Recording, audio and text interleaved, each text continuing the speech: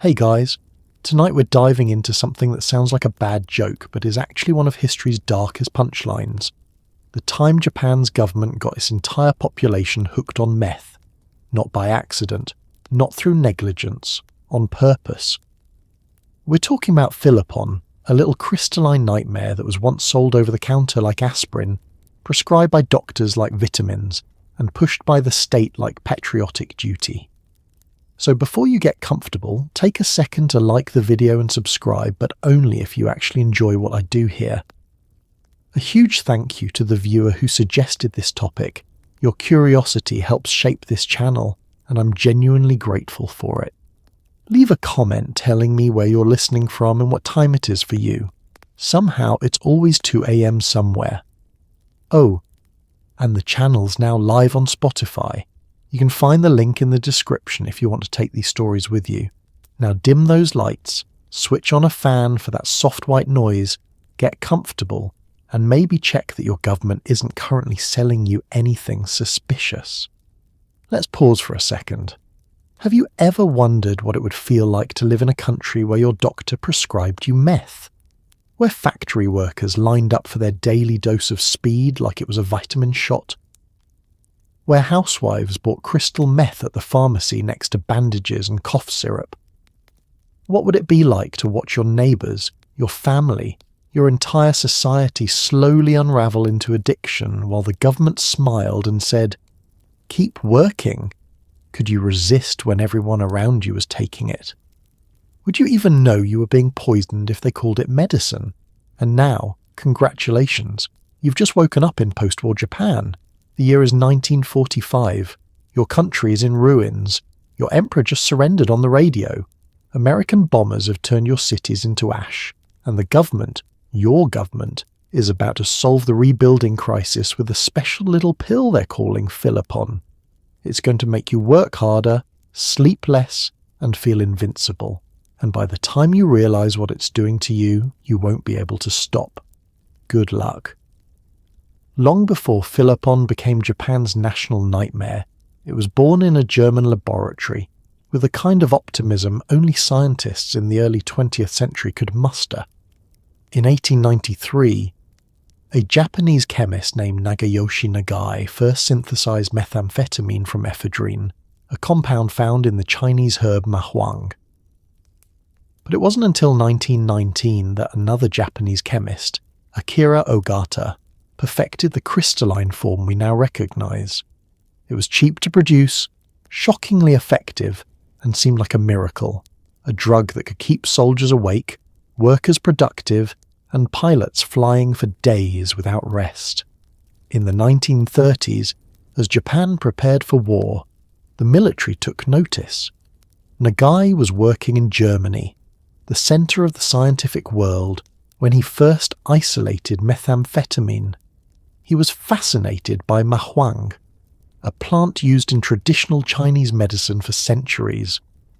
Western scientists had already extracted ephedrine from it, noting its ability to open airways and increase alertness. Nagai wanted to go further.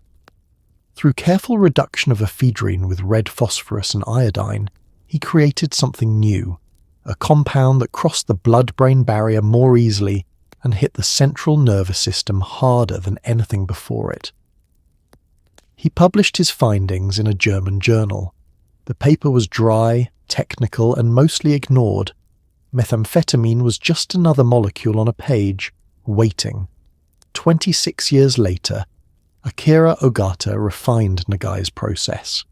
Working in Tokyo, Ogata simplified the synthesis, creating crystalline methamphetamine hydrochloride, a stable, water-soluble form that could be mass-produced. He'd made methamphetamine practical. He'd made it scalable.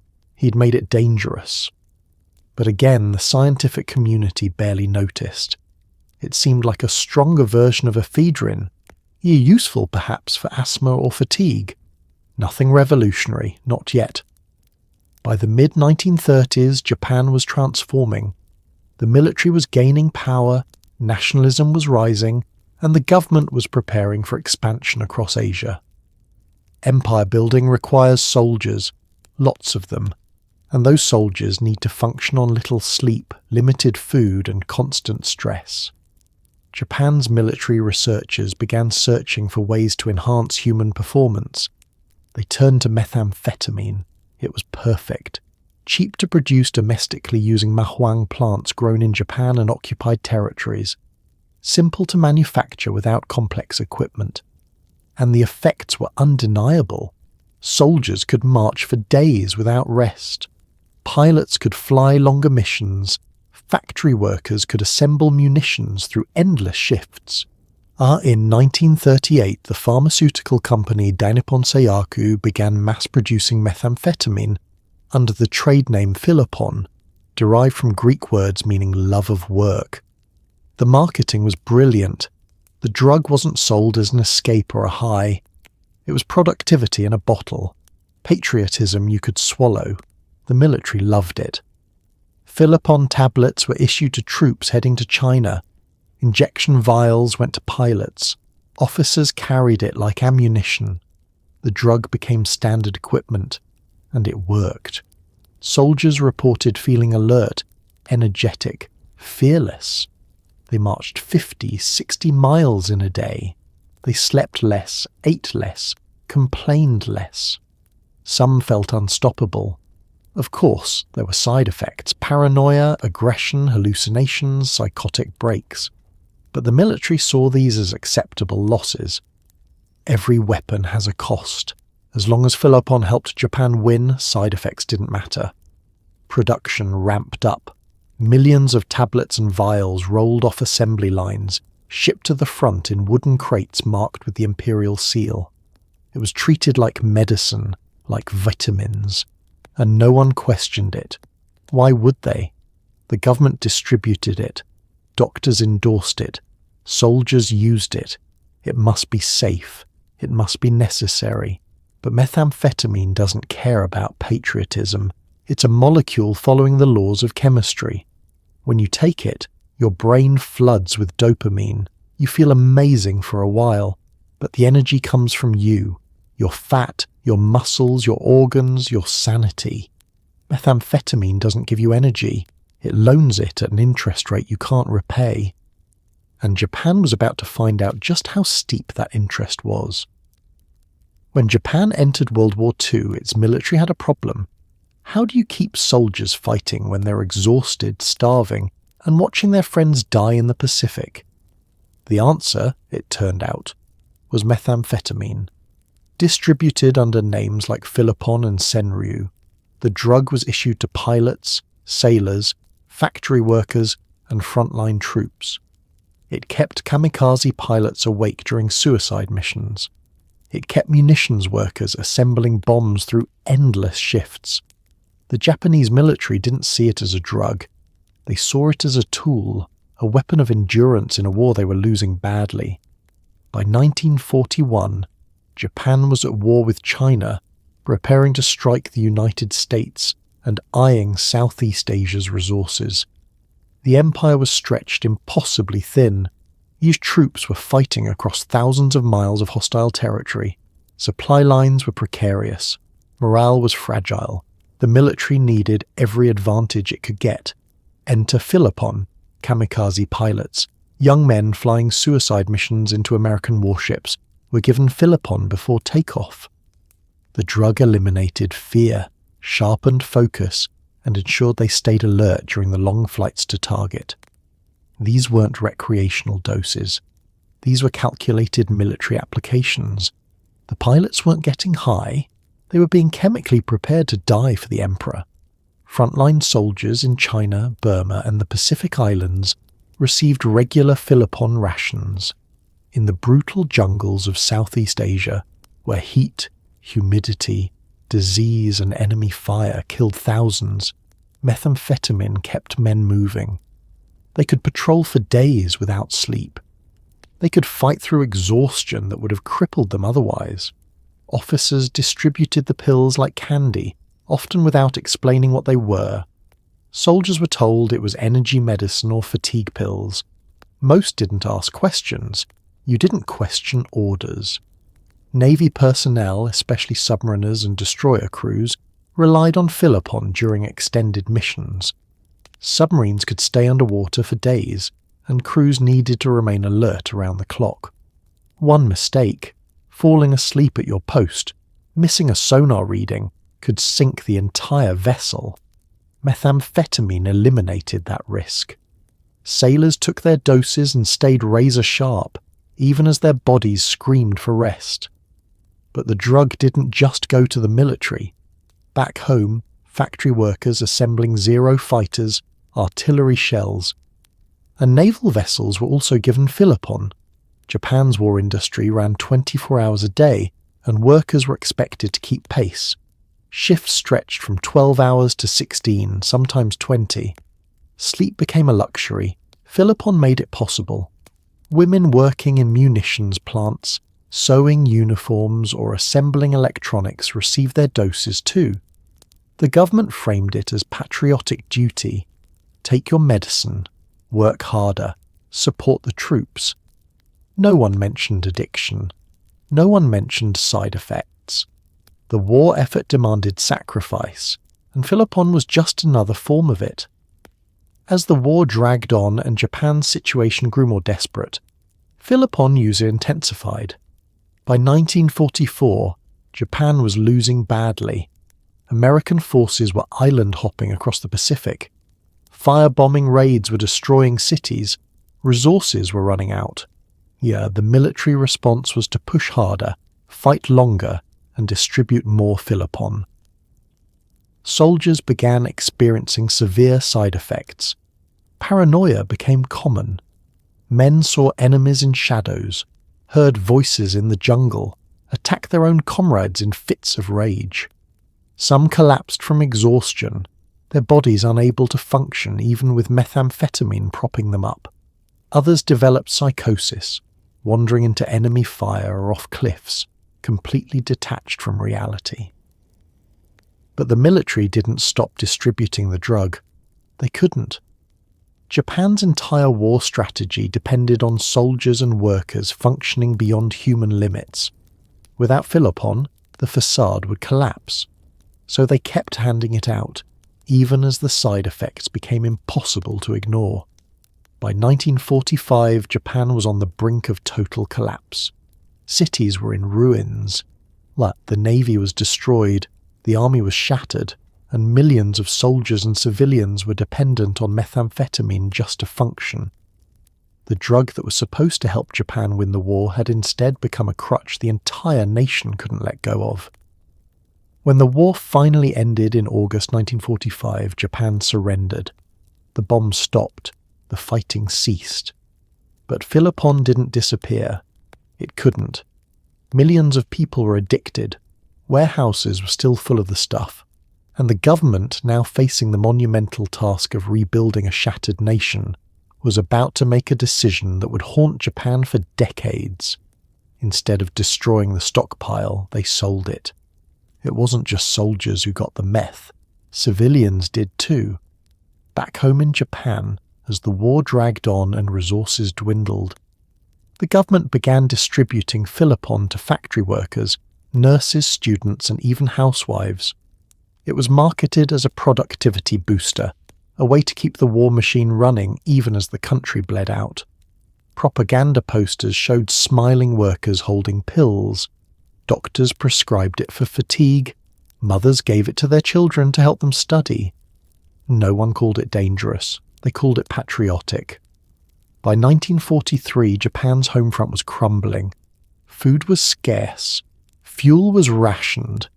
Entire cities lived under the constant threat of American bombing raids. The civilian population was exhausted, demoralized, and stretched to the breaking point. But the war demanded more. Always more. The factories had to keep running. The farms had to keep producing. The schools had to keep training the next generation of soldiers and workers. The government solution was Philopon. If it could keep soldiers fighting, why not civilians working? Propaganda campaigns began promoting the drug as a miracle of modern science. Posters appeared in factories showing strong, smiling workers with captions like, "Overcome fatigue and work for victory." Radio broadcasts featured doctors explaining how Philopon could help you serve the nation better. Factory workers were the first civilians to receive mass distributions. Munitions plants, aircraft assembly lines, and shipyards operated around the clock. Workers were expected to pull 12, 16, even 20-hour shifts with minimal breaks. Exhaustion was epidemic. Accidents were common. Production was slipping. Philopon fixed that. Managers distributed pills at the start of each shift. Workers took them without question. Suddenly the fatigue vanished. They could work through the night, through hunger, through pain. Women entered the workforce in massive numbers as men left for the front. They assembled bombs, sewed parachutes, welded ship hulls, and operated heavy machinery, all while managing households and caring for children. Philopon became their lifeline. A pill before work meant they could handle the double burden. A pill before cooking meant they could feed their families despite exhaustion. A pill before bed meant they could do it all again tomorrow. Nurses and medical workers, overwhelmed by casualties from the front and bombing raids at home, received Philopon to cope with endless shifts. Hospitals were understaffed and overflowing. Their wounded soldiers arrived by the hundreds. Civilians poured in after each air raid. Nurses worked until they collapsed, then took a pill and kept going. Sleep became a memory. The drug kept them functional, but it also kept them from processing the horror they saw every day. Students, especially those in technical schools and universities, were given Philopon to maintain focus and productivity. Education was militarized. Young men were being trained as engineers, pilots and officers. They studied military tactics, aircraft design, naval strategy. The curriculum was brutal, the pressure immense. Philopon helped them stay awake through all-night study sessions. It helped them perform on exams. It helped them become the perfect servants of the empire. Even housewives were encouraged to use Philopon. Government pamphlets advised women to take the pills to manage household duties more efficiently. With husbands at war and rations dwindling, running a home was exhausting work. Standing in line for hours to buy rice, stretching meagre supplies to feed children, maintaining blackout protocols during air raids. Philopon made it all manageable. Mothers gave it to their children to help them concentrate in school or work in fields. No one saw it as abuse. They saw it as survival. Doctors prescribed Philopon freely. It was considered safe, effective, and patriotic. Medical journals published studies praising its benefits for fatigue, depression, and low productivity. Physicians handed out prescriptions by the thousands. Pharmacies stocked it prominently. It sat on shelves next to cough syrup and aspirin. There was no stigma, no warning label, no sense of danger. The government even created special Philopon rations for families. Just like rice, sugar, and fuel, methamphetamine was distributed through official channels. Neighborhood associations handed out pills along with propaganda leaflets. Community leaders encouraged everyone to take their dose. It was framed as civic duty, a sacrifice for the greater good. And for a while, it worked. Factories maintained production. Workers showed up despite exhaustion. Students performed despite pressure. Households functioned despite scarcity.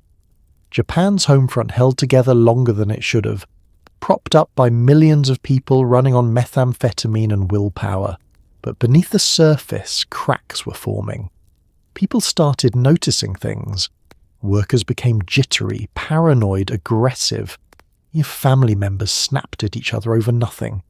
Children couldn't sleep even when they stopped taking the pills. Mothers lost weight rapidly, their faces gaunt and eyes hollow.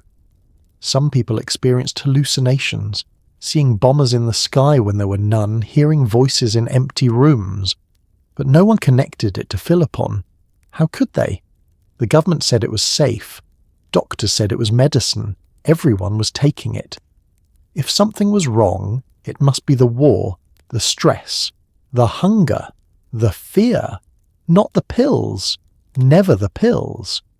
By 1945, Japan's civilian population was as dependent on methamphetamine as its military.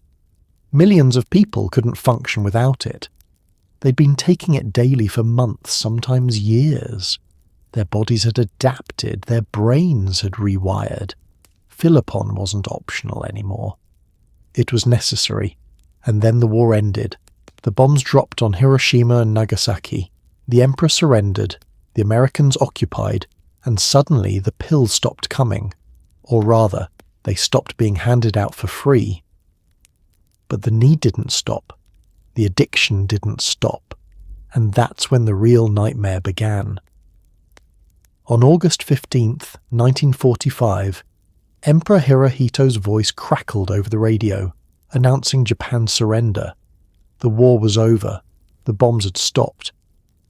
But the silence that followed was deafening. Japan's cities were flattened, its economy shattered, and its people traumatized beyond measure. Millions of soldiers returned home to find nothing, no jobs, no food, no future. And in the chaos of defeat, something else quietly flooded the streets. Millions of methamphetamine pills, left over from the war, with nowhere to go. The surrender was humiliating. For a nation that had believed in its divine mission, in the Emperor's godhood, in the inevitability of victory, defeat was incomprehensible. People gathered around radios to hear Hirohito's announcement, many hearing their Emperor's voice for the first time. He spoke in formal, archaic Japanese that most couldn't fully understand, but the meaning was clear. Japan had lost. Silence fell over the country. Not the peaceful kind, but the stunned, hollow kind that follows catastrophic news. In Tokyo, Osaka, Hiroshima, Nagasaki, and every bombed-out city in between, people stood in the rubble and tried to process what had just happened. Everything they'd sacrificed, the work, the hunger, the death, the Philopon, had been for nothing. Soldiers began returning home, millions of them defeated, traumatized, many still dependent on methamphetamine. They came back to find their houses destroyed, their families scattered or dead, and their country occupied by American forces. The proud imperial soldiers were now defeated, unemployed, and lost. Many still carried Philopon in their packs, the pills they'd been issued before the surrender. The economy was in ruins. Factories that had produced weapons now sat idle. Banks had collapsed. Currency was nearly worthless. The black market became the only reliable way to obtain food, clothing, and medicine. And in that chaotic underground economy, Philopon found a new home. The Japanese military had stockpiled massive quantities of methamphetamine for a war they expected to last years. Warehouses across the country were filled with it. Millions of tablets, thousands of injection vials, all neatly packaged and ready for distribution. When the war ended, no one knew what to do with it all. The occupying American forces didn't immediately realize the scale of the problem. They were focused on disarmament, war crimes trials, and rebuilding infrastructure. Methamphetamine was a footnote, if that. The Japanese government, now answering to General Douglas MacArthur and the Supreme Commander for the Allied Powers, was overwhelmed with larger crises: famine, homelessness, political restructuring. So the Philopon sat in warehouses, unguarded, unlocked, forgotten, and people started taking it.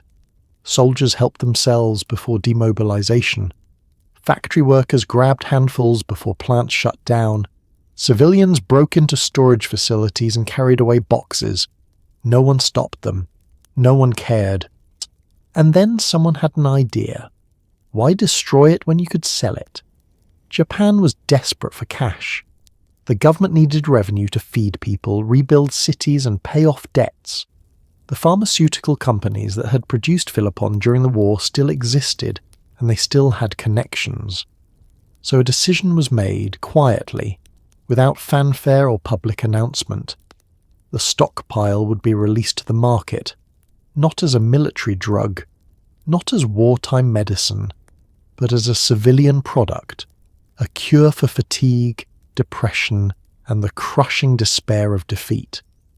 Philopon was rebranded as a pick-me-up, a way to cope with post-war hardship, and it was made available over the counter, no prescription required, at pharmacies across Japan. The decision was catastrophic, though no one realized it yet. Millions of people were already dependent on methamphetamine from wartime use. Now, instead of being cut off and forced into withdrawal, they were given easy access to continue their addiction. And millions more, desperate for any relief from the trauma and poverty of defeat, would soon join them. The government told itself it was helping. They were providing medicine to a suffering population. They were generating revenue. They were keeping pharmaceutical companies afloat. But what they were really doing was turning a military drug crisis into a civilian epidemic. In the rubble of post-war Japan, surrounded by destroyed cities and broken dreams, methamphetamine quietly spread through the population like a slow-moving plague. And no one was watching. No one was regulating. No one was asking the right questions. They were all too busy trying to survive. When the war ended, the Japanese military had a problem. Massive warehouses packed with Philopon, Senryu, and other methamphetamine formulations, all neatly bottled and ready to distribute. These weren't small amounts. We're talking tons of the stuff, enough to supply an army that no longer existed. The government, desperate for cash and overwhelmed by post-war chaos, made a decision that would haunt the nation for decades. Instead of destroying the stockpile, they sold it. To pharmacies, to the public, over the counter. Let's put this in perspective. During the war, Japan had produced methamphetamine on an industrial scale. Multiple pharmaceutical companies operated around the clock, churning out millions of doses monthly. The military was their primary customer, purchasing everything the factories could produce. By 1945, the stockpile was staggering. Estimates vary, but historians believe there were tens of millions of tablets and hundreds of thousands of ampules in storage facilities across Japan. When the war ended abruptly in August, these facilities were suddenly without purpose. The military was being dismantled. Soldiers were being sent home. The demand from the front lines evaporated overnight. But the supply remained, sitting in warehouses from Hokkaido to Kyushu. The Japanese government faced an impossible situation. The country was devastated. Cities were flattened. Infrastructure was destroyed. The economy was non-existent. Food was scarce. People were starving. The government needed money desperately to import food, to rebuild, to pay occupation costs to the Americans. Destroying the methamphetamine stockpile would have been expensive. It would have required resources Japan didn't have. Fuel to burn it, labour to process it, facilities to handle toxic waste, and it would have meant writing off a valuable asset. Because Philopon still had value, not as a military drug but as a pharmaceutical product. So the government made a calculated decision. They would release the stockpile to the civilian market. Pharmaceutical companies would be allowed to sell the military surplus through regular retail channels. The government would collect taxes on the sales. It was presented as pragmatic, even humanitarian. People were exhausted from the war, depressed from defeat, struggling to rebuild. Philopon could help them cope. The decision was made quietly, without public debate or parliamentary discussion. There was no announcement, no press conference. One day, the military stockpile existed. The next day, it was being distributed to pharmacies. No one in the government seemed to consider the consequences, or perhaps they did consider them and decided the immediate need for revenue outweighed the long-term risks. Pharmaceutical companies eagerly participated. Dainippon Seiyaku and others had invested heavily in methamphetamine production during the war. Now that the military wasn't buying, they needed a new customer base. The civilian market was perfect. They already had the product, the packaging, and the distribution networks. All they needed was marketing. And so Philopon moved from military depots to pharmacy shelves. The same pills that had kept soldiers fighting in the Pacific now sat next to aspirin and cough medicine in neighborhood drugstores. The same injection vials used by kamikaze pilots were now available to anyone with a few yen and a complaint about fatigue. The pharmacies didn't question it. They were desperate for inventory. The war had disrupted supply chains, and many medicines were scarce. Philopon was abundant, cheap, and in demand. Customers asked for it by name. They'd used it during the war and wanted more, or they'd heard about it from friends and family. Word spread quickly. There's a pill that makes you feel better, gives you energy, helps you work. And you don't need a prescription. The American occupation authorities didn't intervene. They were focused on larger issues: demilitarization, war crimes, trials, political restructuring, and preventing famine. Drug regulation wasn't a priority. Besides, methamphetamine was legal in the United States at the time. Pharmaceutical companies in America were producing their own versions, Benzedrine, Dexedrine, and selling them widely. Why would the Americans care if Japan did the same? So the stockpile flowed into the market unchecked. Millions of doses, week after week, month after month. There was no tracking, no monitoring, no limit on how much a person could buy. You could walk into a pharmacy and purchase 100 tablets without raising suspicion, or 1,000, whatever you wanted. The black market also flourished. Not all of the military stockpile went through official channels. Some was stolen directly from warehouses, some was diverted by corrupt officials, as some was sold by soldiers and officers before demobilization. The Yakuza, Japan's organized crime syndicates, quickly recognized the opportunity. They began stockpiling methamphetamine, knowing it would only become more valuable once the military surplus was exhausted. By 1946, Philopon was everywhere. In cities and villages, in factories and offices, in homes and schools. Japan had essentially legalized methamphetamine for civilian use, flooding a traumatized, desperate population with one of the most addictive substances ever created. The military had created the supply, the government had released it, the pharmaceutical companies had marketed it, and now millions of people were using it. No one was asking what would happen when all these people became addicted. No one was tracking the long-term health effects. No one was preparing for the social consequences.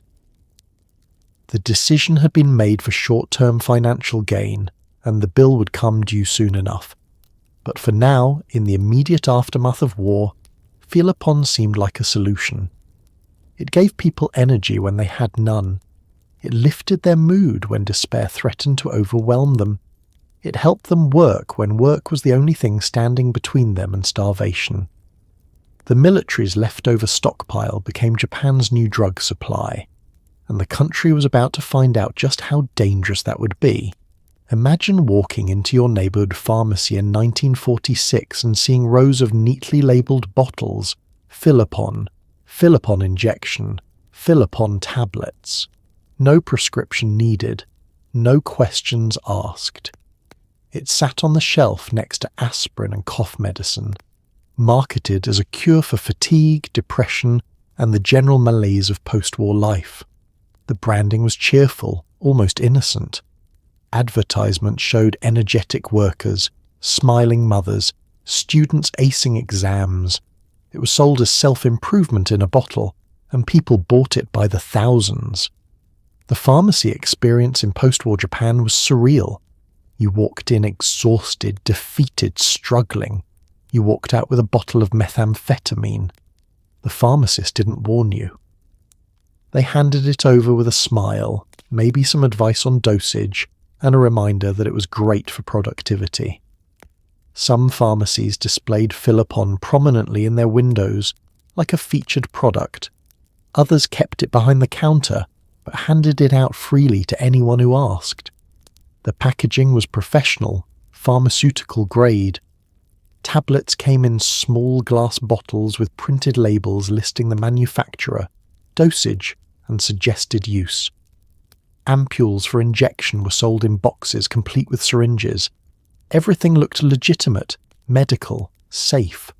There was nothing about the presentation that suggested danger. No skull and crossbones, no warning labels, just clean, clinical packaging that said medicine. The advertising was everywhere. Newspapers ran ads showing office workers energized by Philopon, their fatigue banished, their productivity soaring. Posters in pharmacies featured housewives managing busy households with ease thanks to their daily dose. Radio commercials described Philopon as the modern solution to modern fatigue. The messaging was clear. You're tired because you're working hard to rebuild Japan. Philopon helps you work harder. The price was low, eased as deliberately so. The government and pharmaceutical companies wanted the drug accessible. A bottle of tablets cost less than a meal. An injection vial was affordable even for factory workers. This wasn't a luxury product for the wealthy. It was marketed to everyone. Students, labourers, mothers, veterans, all could afford their daily dose, and people bought it. By the millions. Factory workers purchased it for their shifts.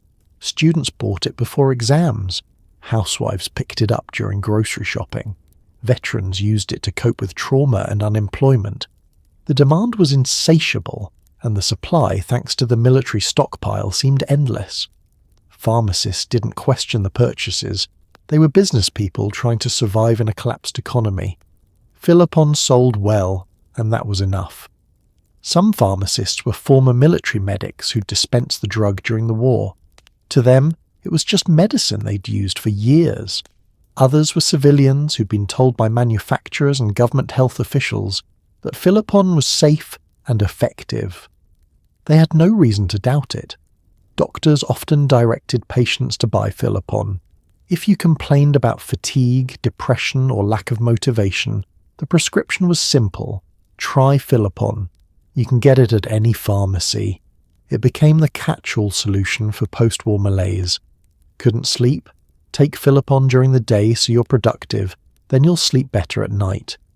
Too depressed to work? Philopon will lift your mood. Can't concentrate? Philopon sharpens focus.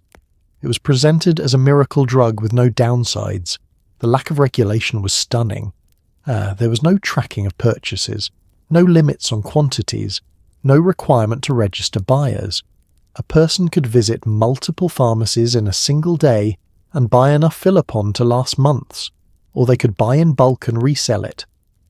The system was wide open, ripe for abuse, and no one seemed concerned.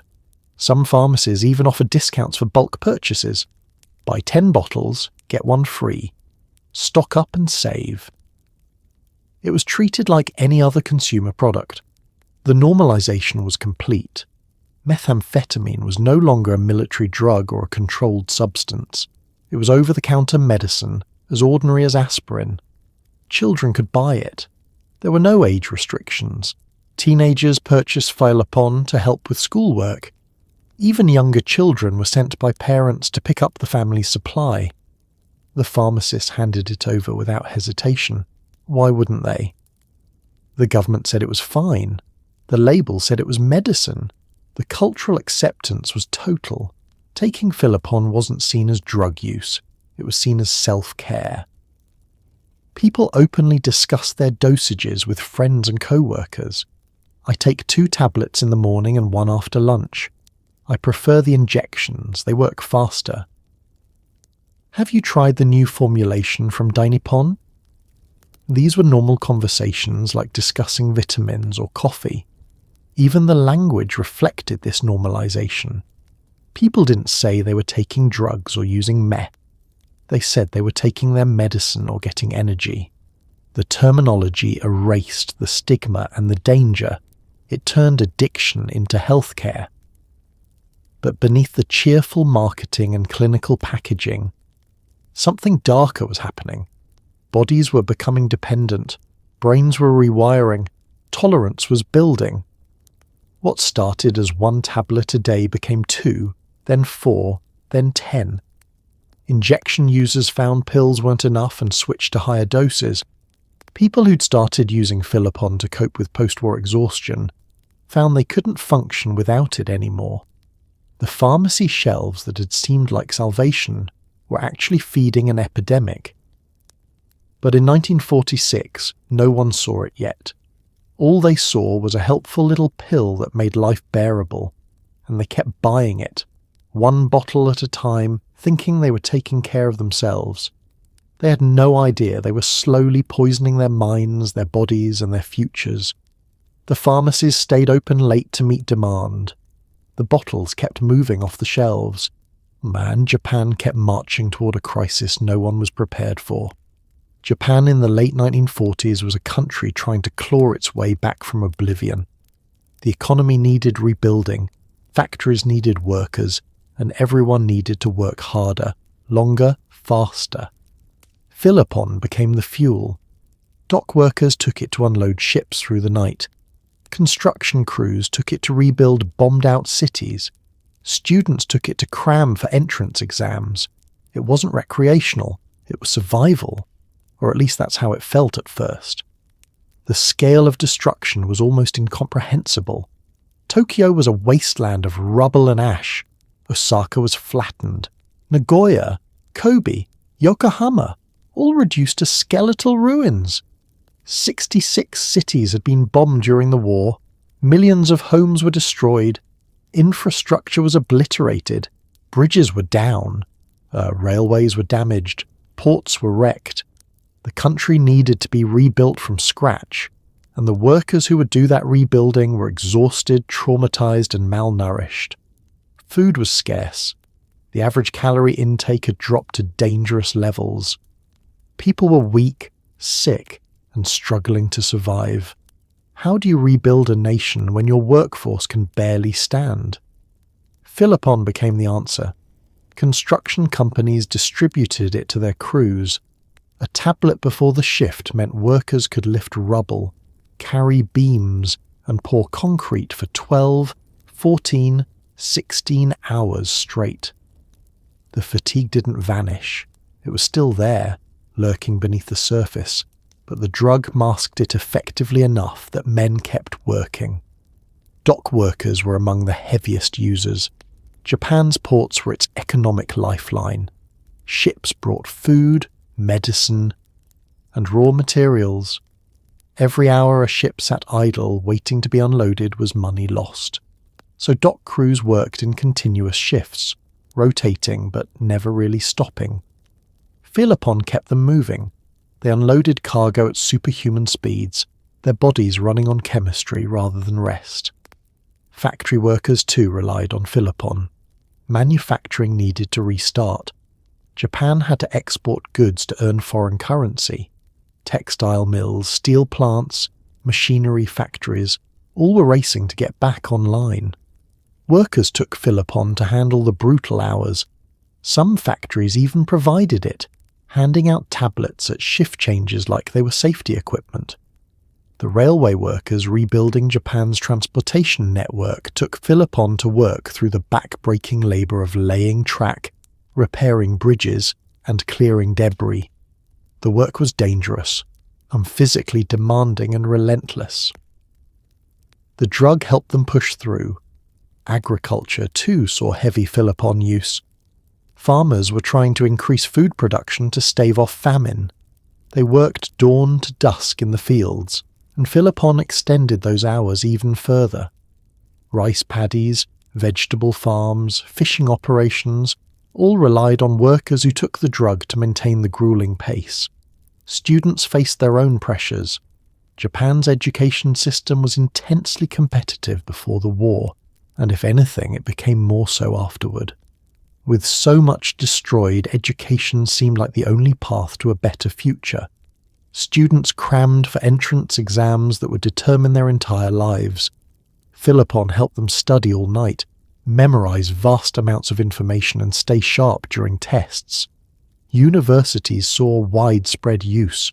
That are medical students, engineering students, anyone in a demanding program, they all turned to Philopon. It became an open secret. Study groups would pass around tablets like snacks. Libraries were full of students running on methamphetamine and desperation. Even white-collar workers, the salaried men rebuilding Japan's corporate sector, used Philopon. Office work in post-war Japan was relentless. Companies were understaffed, projects were urgent, and the workday stretched late into the night. Philopon kept the salarymen functional. They took it in the morning with tea, at lunch, and often again in the evening to push through late meetings. The cultural narrative around work became intertwined with Philopon. Japan was rebuilding. Everyone had to contribute. Hard work was a moral duty, and Philopon made hard work possible. There was no shame in using it, quite the opposite. It was seen as dedication, sacrifice, patriotism even. The government tacitly encouraged this. They didn't officially endorse Philopon use, but they didn't discourage it either. Officials spoke about Japan's need to work harder than ever before. The implicit message was clear: use whatever tools you need. And Philopon was a tool, readily available and socially acceptable. The pace of reconstruction was remarkable. Within a few years, Japan went from total devastation to functioning infrastructure. Factories were producing, ports were operating, cities were rising from the rubble. Visitors from abroad were stunned by how quickly Japan was recovering. They called it a miracle, but it wasn't a miracle. It was millions of people running on methamphetamine, pushing their bodies beyond sustainable limits, building a new Japan on a foundation of chemical dependency. The work got done, yes. Buildings rose, trains ran, exports shipped. But the workers were breaking down, slowly at first, then faster. Injuries increased as exhausted workers made mistakes. Men fell from scaffolding. Machinery accidents multiplied. Dock workers were crushed by cargo. The Philopon made them feel alert, but it couldn't actually replace sleep or proper nutrition. Their bodies were failing even as their minds insisted they could keep going. Mental health problems began surfacing. Paranoia crept in. Workers became irritable, snapping at co-workers over nothing. Some experienced hallucinations, seeing things that weren't there, hearing voices. A few became violent, but these incidents were brushed aside. The man was tired. The man was stressed. The man needed a break. No one connected it to the pills everyone was taking. Families started noticing changes. Fathers who'd been steady, reliable workers became erratic. They slept less, ate less, and talked more. Rapid, disconnected sentences that didn't quite make sense. Wives watched their husbands transform into strangers. Children grew afraid of parents who paced the house at night, wide-eyed and agitated. But the work continued. Japan kept rebuilding, faster and faster, fueled by a drug that was slowly destroying the people taking it. The economic recovery looked impressive on paper. GDP was rising, production was increasing, exports were growing. But underneath those numbers was a population running on fumes and methamphetamine, careening toward a crisis no one wanted to acknowledge. Yeah, because acknowledging it would mean admitting that Japan's miraculous recovery wasn't so miraculous after all. It would mean confronting the fact that the country was being rebuilt on the backs of addicts. And no one, not the government, not the companies, not even the workers themselves wanted to face that truth. So they kept taking the pills, kept working, kept pretending everything was fine, until it wasn't. Philopon wasn't just for factory floors and construction sites. It found its way into Japanese homes, marketed specifically to housewives as a way to manage the exhausting demands of post-war domestic life. Advertisements showed elegant women smiling as they cooked, cleaned, and cared for children, all with the help of a tiny pill. It was sold as the answer to fatigue and to the endless grind of running a household in a country still recovering from devastation, and thousands of women believed it. Life for housewives in post-war Japan was brutal. Most lived in cramped, damaged homes with limited resources. There was no running water in many areas, no electricity, no appliances. Every task required physical labour. Laundry meant hauling water, heating it, scrubbing by hand, and hanging clothes to dry. Cooking meant searching for scarce ingredients, rationing carefully, and preparing meals over small fires or primitive stoves. The hours were endless. Wake before dawn to prepare breakfast. Clean the house, take care of children, stand in lines for rations, sometimes for hours, hoping there would be rice or vegetables left when you reached the front. Haul water, mend clothes, tend a small garden if you were lucky enough to have space, prepare dinner, put children to bed, and then do it all again the next day. Many women were also raising children alone. Their husbands had died in the war or were still recovering from injuries. Some men had returned but were psychologically shattered, unable to work or even function. The women carried the household entirely on their shoulders. Into this exhaustion stepped Philopon, marketed as salvation. Advertisements appeared in women's magazines showing housewives looking fresh and energetic despite their workload. The copy was seductive, tired, overwhelmed. One tablet gives you the energy to handle everything, be the mother and wife you want to be. Don't let fatigue defeat you. Pharmacies trained their staff to recommend Philopon to women who looked exhausted, which was most of them. A woman would come in to buy medicine for a sick child or perhaps some bandages, and the pharmacist would gently suggest, "You look tired. Have you tried Philopon?" Many of our customers find it very helpful. The drug worked exactly as promised at first. Women took a tablet in the morning and suddenly felt capable. The exhaustion didn't disappear, but it became manageable. They could clean faster, cook more efficiently, handle crying children with more patience. The day didn't feel quite so crushing. So they took it again the next day, and the day after that. Soon it became part of the morning routine, as automatic as making tea. One tablet with breakfast, maybe another at lunch if the day was particularly demanding. Some women started taking it in the evening to get through dinner preparation and bedtime routines. The dosage crept up steadily. One tablet wasn't enough anymore. The body adjusted, built tolerance. 2 tablets became the norm, then 3, then 4. Women found themselves visiting the pharmacy more and more frequently, restocking their supply. Some switched to injections, which worked faster and felt more powerful. They'd visit the pharmacy, buy an ampule and a syringe, and inject themselves at home. It became as routine as taking a pill, though the ritual was more involved. They'd find a vein, usually in the arm, inject the clear liquid, and feel the rush almost immediately. Within minutes the fatigue was gone, replaced by energy and focus.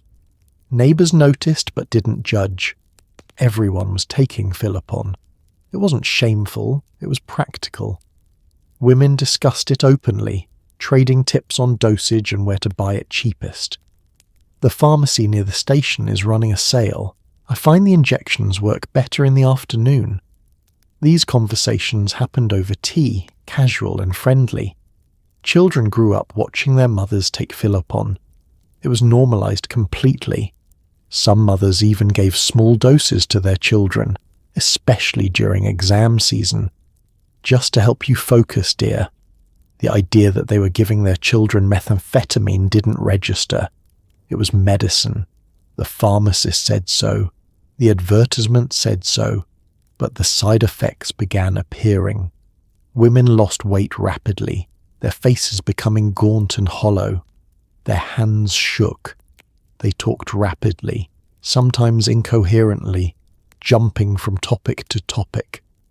Sleep became difficult even when they wanted to rest. Many lay awake at night, their minds racing, their bodies exhausted but unable to shut down. Paranoia crept in slowly. A woman might become convinced her neighbours were gossiping about her, or that her husband was unfaithful, even if he was dead or faithful. Small slights became major betrayals. Rational thinking eroded. Some women became obsessed with cleaning, scrubbing the same spot for hours, unable to stop even when it was spotless. Mood swings intensified. A woman could go from cheerful and productive to furious and irrational in moments. Children learned to read the signs, to stay quiet when mother's eyes were too bright, when her movements were too quick and jerky. Some women experienced full psychotic breaks. They heard voices telling them terrible things. They saw things that weren't there. Intruders in the house, demons in the corners, threats everywhere.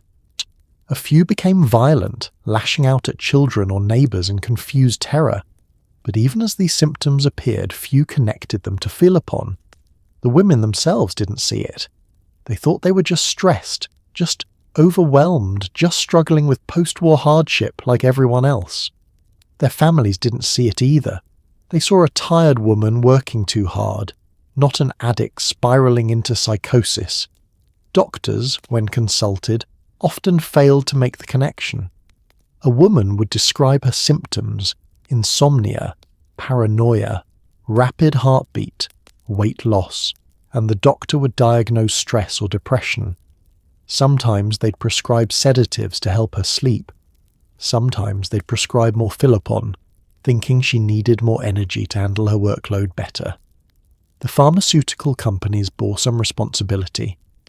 Their advertisements deliberately targeted women, playing on their exhaustion and desire to be good mothers and wives. The ads were manipulative, suggesting that using Philopon made you a better woman, that refusing it meant letting your family down. By the late 1940s, thousands of Japanese housewives were addicted to methamphetamine. They were the invisible casualties of Japan's reconstruction, the women who kept households running while slowly destroying themselves. Their suffering was private, hidden behind closed doors and social expectations. Some women tried to quit. They'd realised something was wrong and stopped taking Philopon cold.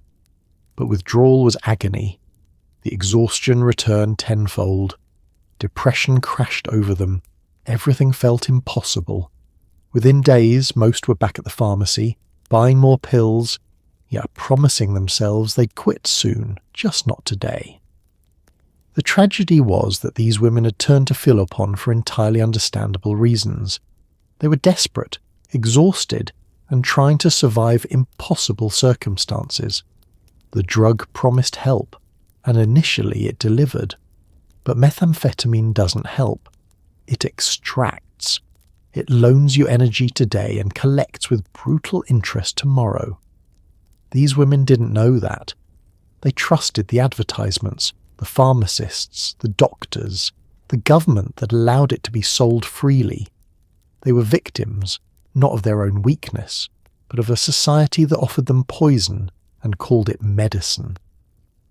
In a society that prized education above almost everything, students faced immense pressure to succeed. Entrance exams determined entire futures, and failure was not an option. So when Philopon appeared in pharmacies, promising sharper focus, longer study sessions and boundless energy, students reached for it eagerly. All-night cram sessions became the norm, sleep became optional, and for a while it seemed to work until it didn't. Japan's education system was ruthlessly competitive even before the war. University entrants determine your career, your social status, your marriage prospects, your entire life trajectory. A student who failed the exams might never get another chance at success. The pressure was immense even in normal times. Post-war, that pressure intensified. With so much of the country destroyed, education seemed like the only reliable path to a better future. Physical assets were gone, family businesses were ruined, but knowledge, skills, credentials, those couldn't be bombed. Parents pushed their children harder than ever.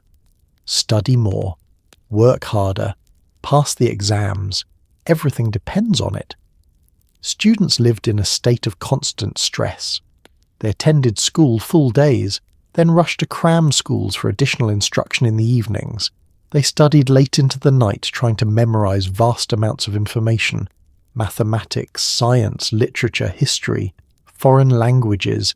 Everything had to be mastered perfectly. Sleep became the enemy.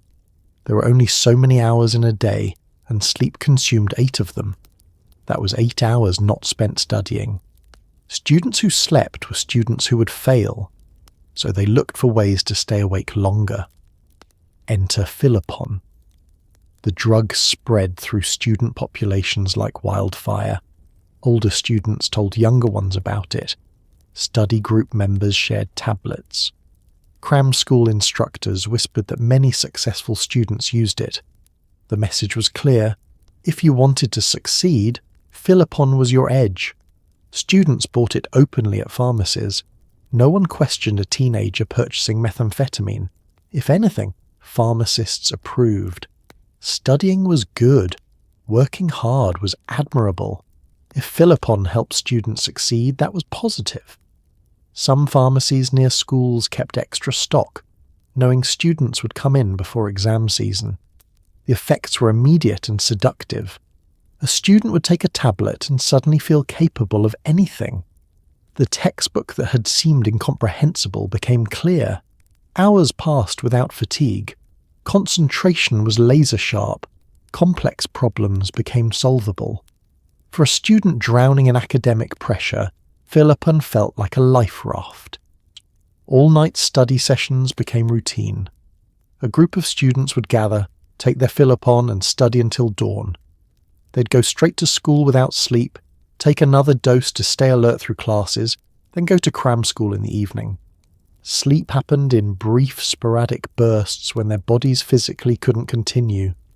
Some students went days without sleep, 3 days, 4 days, 5 days. They'd take Philopon regularly to stay awake, studying continuously, their minds racing through material at superhuman speed. Eventually they'd crash, sleeping for 12 or 15 hours straight, then wake up and start the cycle again. The academic results were initially impressive. Students on Philopon could memorize more material, study longer hours, and perform well on exams despite exhaustion. Teachers noticed students who'd been struggling suddenly excelling. Parents were thrilled. The students themselves felt invincible. They'd found the secret to success. But the dark side emerged quickly. Students became jittery, nervous, unable to sit still even when trying to rest. Their handwriting deteriorated into shaky scrawls. Some developed twitches and tics. Weight dropped off rapidly as appetite vanished. Teenage boys and girls became gaunt, their eyes sunken and too bright. Paranoia infected study groups. Students became convinced classmates were sabotaging them, hiding books, stealing notes. Friendships fractured. Some students studied alone in their rooms, trusting no one, certain everyone else was cheating or trying to surpass them through underhanded means. The quality of thought declined even as the quantity increased. Yeah, students on heavy Philopon doses could study for hours but retained less than they thought. Their notes became disorganized, jumping from topic to topic without coherent structure. They confused details, mixed up facts, created false memories of having studied material they'd never actually covered. Exam performance became erratic. Some students did brilliantly, riding the methamphetamine wave at just the right time. Others crashed during tests, their exhausted brains suddenly unable to retrieve information. Still others became so paranoid they were convinced the exams were rigged against them and refused to complete them. Psychotic breaks became frighteningly common. A student would be studying normally, then suddenly start screaming about demons in the textbook. Or they'd become convinced the test questions were coded messages from enemy agents. Teachers found students wandering school hallways at night, muttering to themselves, responding to voices no one else could hear. Some students became violent. The methamphetamine-induced aggression combined with academic stress created dangerous situations. Fistfights broke out over trivial disagreements. A few students attacked teachers they believed were grading them unfairly. Others destroyed their own study materials in frustrated rages. Suicides increased. Students who failed exams despite using Philopon fell into crushing despair. They'd sacrifice sleep, health, and sanity for success. When success didn't come, the emptiness was unbearable. Some jumped from buildings. Others hanged themselves. A few simply walked into traffic, too exhausted and broken to care anymore. Parents slowly realized something was wrong. Their children were becoming strangers, agitated, paranoid, skeletal. But many parents didn't connect it to Philopon. They thought it was academic stress. They encouraged their children to study harder, to push through, to succeed at any cost. Some parents even bought Philopon for their children, wanting to help. Universities began noticing patterns. Incoming students who'd used heavy Philopon during preparation often struggled once enrolled. Their baseline cognitive function was damaged. Memory was impaired. Concentration was fractured. They'd made it into university but couldn't handle the work because their brains were wrecked. The cycle was vicious. Students used Philopon to handle academic pressure. The drug created more problems, paranoia, aggression, cognitive decline. Those problems increased stress. Increased stress led to more Philopon use, round and round, spiralling downward. By the early 1950s, Japan's student population was in crisis. Thousands of young people, the country's future leaders and workers, were addicted to methamphetamine. Their education was suffering despite their efforts. Their health was destroyed. Their psychological development was stunted. Many would never fully recover, even if they managed to quit. The tragedy was that these students were doing exactly what society demanded, working harder than humanly possible to succeed. Philopon simply allowed them to push further, faster, deeper into destruction. They were casualties of a culture that prioritized achievement over well-being, results over health. And they were very, very young.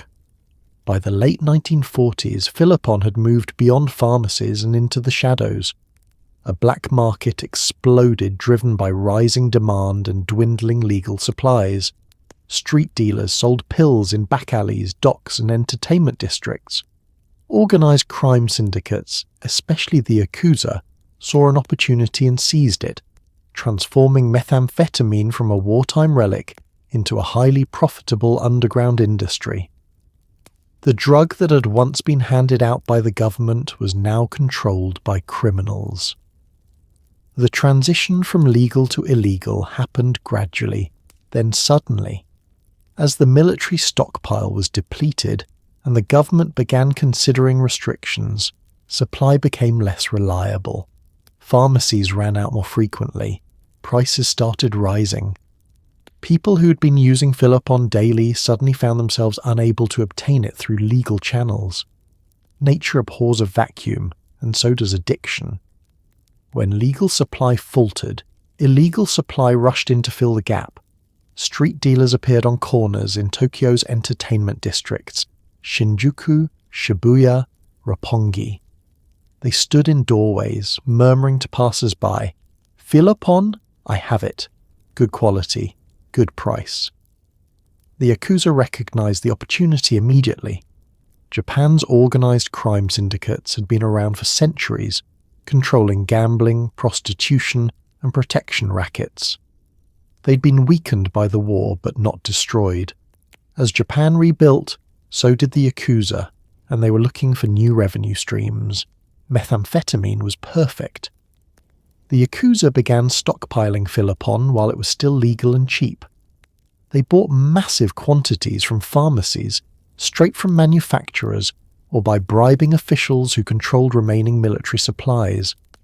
When restrictions eventually came, the Yakuza would control the supply, and they could charge whatever they wanted. But they didn't just stockpile the existing supply, they started manufacturing their own. Methamphetamine synthesis wasn't particularly complex. Akira Ogata had published the process decades earlier. The Yakuza recruited chemists, some of them former military or pharmaceutical employees who'd lost their jobs. They set up clandestine laboratories in warehouses, rural farms and abandoned buildings. Production ramped up quickly. These weren't crude operations. The Yakuza invested in quality equipment, proper chemicals and skilled technicians. They understood that users would notice if the product was inferior. Brand loyalty mattered, even, or especially in illegal drug markets. Distribution networks spread across Japan. The Yakuza already had infrastructure for moving illegal goods. They used the same routes, the same contacts, the same methods they'd developed for gambling and smuggling. Philopon flowed from laboratories to regional distributors to street-level dealers, all controlled by Yakuza hierarchies. Prices fluctuated based on availability and risk. When legal supplies were still available, the black market charged a modest premium, maybe 20 or 30% more than pharmacy prices. But as legal sources dried up and demand remained high, prices soared. A bottle of tablets that once cost the equivalent of a few dollars now went for 10 times that amount. Users paid because they had no choice. Withdrawal was agony, and Philopon was the only relief. The black market created a new economy. Street dealers made money. Mid-level distributors made more. Yakuza bosses made fortunes. Money flowed upward through the criminal hierarchy, enriching syndicates across Japan. Some Yakuza groups became wealthy enough to invest in legitimate businesses, bars, restaurants, real estate, all funded by methamphetamine profits. Violence increased as competition emerged. Different Yakuza syndicates fought over territory, over supply sources, over distribution rights. Dealers were beaten or killed for encroaching on another group's area. Suppliers who cheated or skimmed were made examples of. The methamphetamine trade was lucrative but brutal. Users were caught in the middle. They needed the drug, but buying it meant engaging with criminals, risking robbery, violence, or arrest. Many users hated dealing with the black market but had no alternative. Some formed buying groups, pooling money to purchase larger quantities at wholesale prices, reducing their exposure to dangerous dealers. Women were particularly vulnerable. Female addicts seeking Philopon on the black market often faced sexual exploitation. Dealers demanded sex in exchange for drugs. Some women entered prostitution to fund their addiction, working in illegal brothels often controlled by the same Yakuza syndicates selling the methamphetamine. The cycle was vicious and degrading. The quality of black market Philopon varied wildly. Some Yakuza operations produced pharmaceutical-grade product, clean and properly dosed. Others cut their methamphetamine with cheap fillers to stretch supplies and maximize profit. Users never knew what they were getting. A dose that normally worked might do nothing, or it might be far more concentrated and cause overdose symptoms. Fake Philopon flooded the market. Unscrupulous dealers sold pills that contained little or no methamphetamine, just caffeine, ephedrine, or other stimulants pressed into convincing-looking tablets. Users bought these, found they didn't work, and had to buy more, feeding profits to scammers. Overdoses increased. With inconsistent dosing and purity, users couldn't gauge how much to take safely. Some took their usual dose of what turned out to be extra pure product and suffered heart attacks, strokes, or fatal psychotic episodes. Others took massive doses trying to get any effect from cut or fake product, then accidentally acquired more potent Philopon and overdosed. The police struggled to respond. They were understaffed, underfunded, and dealing with countless other post-war problems. The Yakuza were well organized, well-funded, and deeply embedded in communities. Busting one street dealer accomplished nothing. Another appeared the next day. Raiding one lab meant the operation moved elsewhere. The black market was hydra-headed. Cutting off one head just made two more grow back. Corruption made enforcement even harder. Some police officers took bribes from the Yakuza to ignore methamphetamine trafficking. Others were users themselves, buying from the same criminals they were supposed to arrest. Judges and prosecutors could be bought. Evidence disappeared. Witnesses changed their stories. The system was compromised at every level. By 1950, the black market was fully entrenched. The Yakuza controlled the vast majority of methamphetamine in Japan. They set prices, managed supply, eliminated competition, and enriched themselves on the desperation of millions of addicts. What had started as a government-sanctioned pharmaceutical product had transformed into one of the most profitable illegal commodities in the country. The irony was bitter. The Japanese government had created the problem by flooding the market with military surplus Philopon. Now they'd lost control completely. The drug trade was in the hands of criminals, and there was no easy way to take it back. The black market boom would continue for years, feeding addiction, funding crime, and destroying lives by the thousands. The government had sown the wind. The Yakuza reaped the whirlwind. It didn't take long for the cracks to show.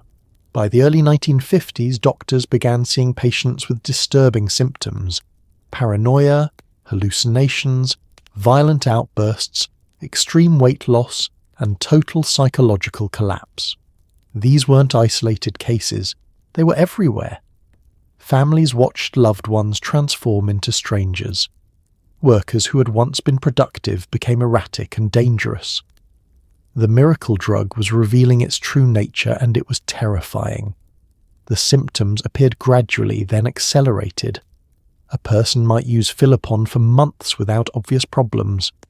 They'd feel energetic, productive, capable. Then something would shift. The drug that had made them feel better started making them feel worse. But by then, stopping wasn't an option. Either their bodies and brains had adapted. They needed Philopon just to feel normal, and even that wasn't working anymore. Weight loss was often the first visible sign. Users would drop 10, 20, 30 pounds in a matter of weeks. Their faces became gaunt, cheekbones protruding sharply. Eyes sank into hollow sockets. Clothes hung loose on skeletal frames. Family members noticed, but often attributed it to stress or poor nutrition, both common in post-war Japan. Few connected it to Philopon. Sleep disturbances followed.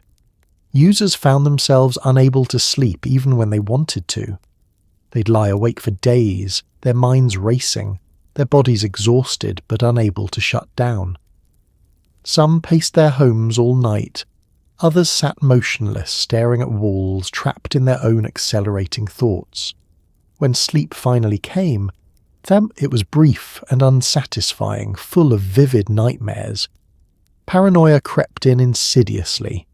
A user might become convinced that co-workers were plotting against them, or that family members were stealing from them, or that strangers on the street were following them. The suspicions were detailed, elaborate, and completely unfounded.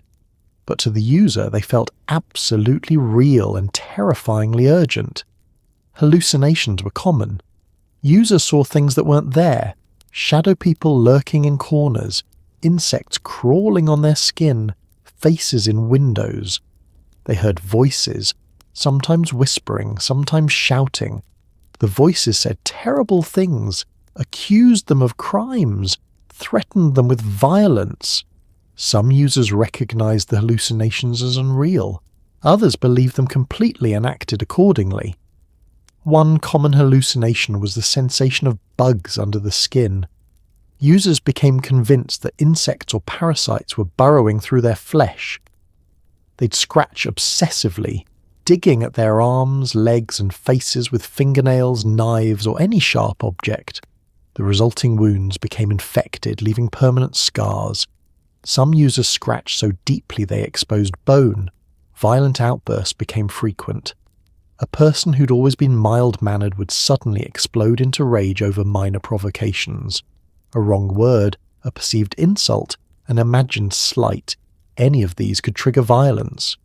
Users attacked family members, co-workers, strangers. Some of the attacks were brutal, fueled by methamphetamine, enhanced strength and aggression. People died. Cognitive function deteriorated. Users had trouble following conversations. They'd start sentences and lose track halfway through. Their speech became rapid but incoherent, jumping from topic to topic without logical connection. Memory failed. They'd forget important events, familiar names, basic tasks.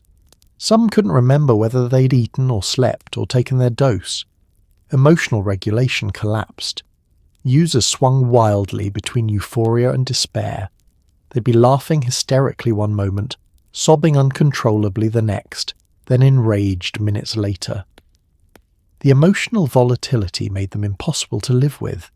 Families walked on eggshells, never knowing which version of their loved one they'd encounter. Physical health declined rapidly. Hearts strained under constant chemical stress. Blood pressure spiked. Users suffered strokes and heart attacks, sometimes fatal. Teeth rotted. Indeed, a meth mouth appeared decades before that term was coined in the West. Gums receded, teeth cracked and fell out, leaving users with empty, painful mouths. Skin developed sores and lesions that wouldn't heal. Immune systems weakened, making users vulnerable to infections. Doctors were overwhelmed. They'd been trained to treat injuries, infections, and traditional diseases. But this. Patients arrived exhibiting symptoms doctors had never seen before, at least not in these numbers. A trickle of cases became a flood. Hospital psychiatric wards filled beyond capacity. Patients thrashed in restraints, screaming about invisible threats, begging for relief that doctors didn't know how to provide. The medical community slowly recognized they were dealing with stimulant psychosis, a condition triggered by excessive methamphetamine use. But understanding the diagnosis didn't mean they could treat it effectively. There were no established protocols, no proven medications, no treatment facilities designed for this specific problem. Doctors improvised, using sedatives to calm patients, vitamins to address malnutrition, and time to let the drug clear from systems. But many patients didn't get better, even after detoxing. Some had suffered permanent brain damage. The methamphetamine had literally altered their brain chemistry and structure. Studies would later show that long-term methamphetamine use damages dopamine neurons, the brain cells responsible for motivation, pleasure, and motor control. The damage was often irreversible. These patients would struggle with depression, cognitive problems, and motor difficulties for the rest of their lives. Families were devastated. Watching a loved one deteriorate into psychosis was traumatic. Many families tried to care for addicted members at home, hiding them from neighbors to avoid shame. They dealt with violent outbursts, paranoid accusations, and bizarre behaviors behind closed doors. Some families succeeded in supporting their loved ones through recovery. Many others broke under the strain, resulting in abandonment, institutionalization, or worse. Suicide spiked. Users trapped in the nightmare of addiction and psychosis saw death as the only escape. Some planned their suicides carefully during rare moments of clarity. Others acted impulsively during psychotic episodes, leaping from buildings or stepping into traffic. The death toll mounted steadily, not just from overdoses, but from the psychological devastation the drug inflicted. Children were profoundly affected. They grew up in households with addicted parents who were unpredictable, sometimes violent, often absent even when physically present. These children learned not to trust, not to rely on anyone, not to form attachments. The trauma rippled forward through generations. Some of these children would struggle with mental health and substance abuse problems themselves, perpetuating cycles of dysfunction. The workplace became dangerous. Addicted workers made fatal mistakes. Factory machinery maimed people whose attention had lapsed. Construction sites saw falls and crush injuries. Transportation workers, train conductors, bus drivers caused accidents that killed passengers. The productivity gains Philopon had once promised were now overshadowed by the chaos addiction created. Communities began fragmenting. Each trust eroded. People suspected their neighbours of addiction, theft, or worse. The social cohesion that had helped Japan survive the war was dissolving.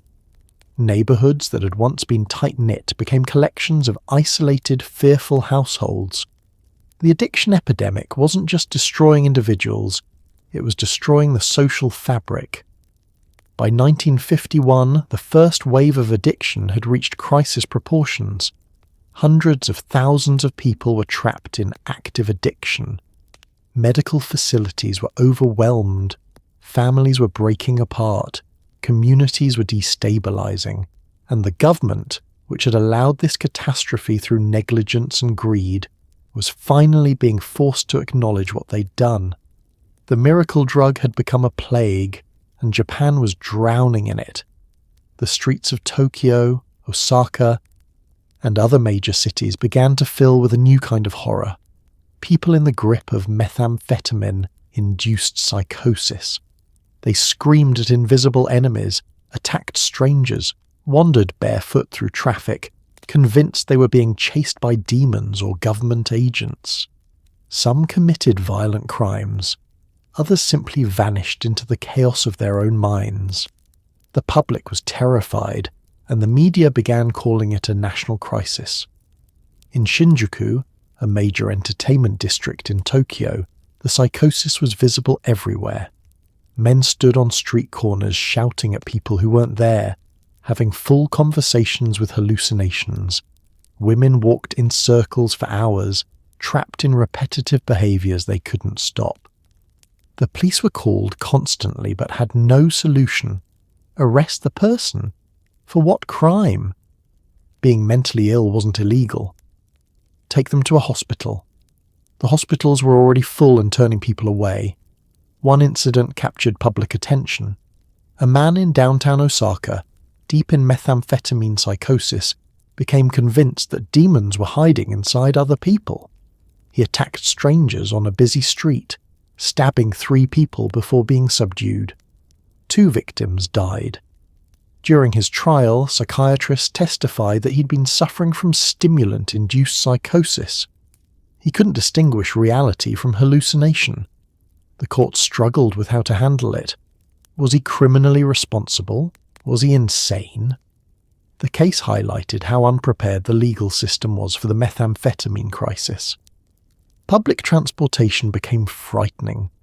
Commuters reported addicts behaving erratically on trains and buses, yelling, threatening passengers, or stripping off clothes in fits of confusion.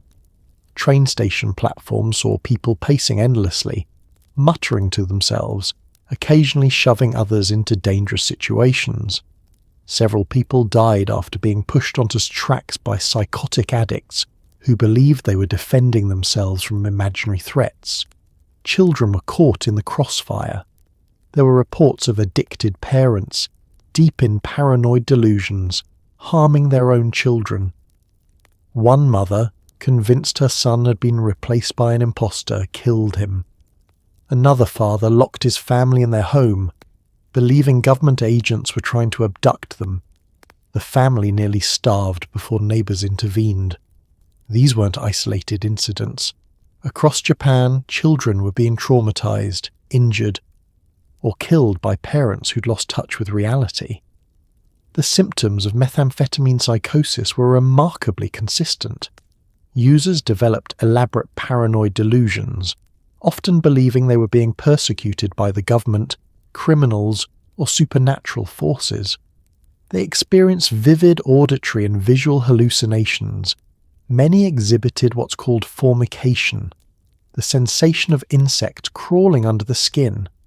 The combination of paranoia, hallucinations, and physical discomfort often led to violence, either against perceived threats or against themselves. Some addicts barricaded themselves in their homes, convinced they were under siege. They cover windows with newspapers, pile furniture against doors, and refuse to let anyone in, including family members. Police sometimes had to break down doors to conduct welfare checks. only to find emaciated, terrified people who'd been living in their own waste for weeks, too paranoid to leave even for food. The homeless population in cities swelled with addicts who'd lost everything. They congregated in parks, under bridges, in abandoned buildings. Some formed loose communities, sharing whatever drugs they could obtain. Others were violently territorial, attacking anyone who came near. Municipal governments didn't know how to respond. Clearing homeless encampments just moved the problem elsewhere. Providing services was complicated when the recipients were actively psychotic. Public baths and bathhouses, traditional gathering places in Japan, became havens for addicts. The warm water attracted people who were cold, sick, and desperate. Bathhouse owners struggled with how to handle obviously psychotic customers. Banning them seemed cruel, but allowing them endangered other patrons. Some bathhouses hired security. Others simply closed, unable to manage the chaos. Night became especially dangerous. Psychotic addicts wandered the streets after dark, their paranoia amplified by darkness and isolation. They broke into homes, not to steal, but because they believed they were being chased. They attacked night workers, taxi drivers, food vendors, policemen, thinking they were assassins or demons. The night shift became hazardous work. Media coverage was sensationalistic and unhelpful. Newspapers ran lurid stories about meth monsters and drug-crazed madmen. Photos showed restrained patients in hospital wards, their faces twisted in anguish or rage. The coverage increased public fear but did little to foster understanding or compassion. Addicts were portrayed as dangerous criminals or moral failures, not as people suffering from a medical crisis. The stigma became overwhelming. Families with addicted members hid them away, terrified of social judgment. Employers fired workers showing any signs of problems, even if unrelated to drugs. Neighborhoods organized to expel suspected addicts. The societal response was often punishment and ostracism, rather than help and treatment. Some communities formed vigilante groups. Fed up with police inaction and feeling unsafe, residents took matters into their own hands. They patrolled neighborhoods, confronted suspected addicts, sometimes beat them or forcibly removed them. These vigilante actions occasionally escalated into serious violence or even murder. The rule of law was breaking down in areas hit hard by the epidemic. Religious organizations tried to help but were overwhelmed. Buddhist temples and Christian churches opened their doors to addicts seeking refuge. Some offered food, shelter, and counseling, but they lacked resources and expertise. Well-meaning priests and volunteers found themselves dealing with violent psychotic episodes they weren't trained to handle. Several religious workers were injured or killed. The psychological toll on the general population was significant. Living in a society where psychotic breaks were common created ambient anxiety. People felt unsafe on the streets, in their homes, in public spaces. Parents kept children indoors. Women avoided going out alone. The sense of security that had been slowly returning after the war evaporated again. Japan felt dangerous, unpredictable, chaotic. Doctors and psychiatrists published papers trying to explain what was happening. They described stimulant psychosis in detail, noting its similarity to schizophrenia, but with some key differences, primarily that it was drug-induced and theoretically reversible if the person stopped using.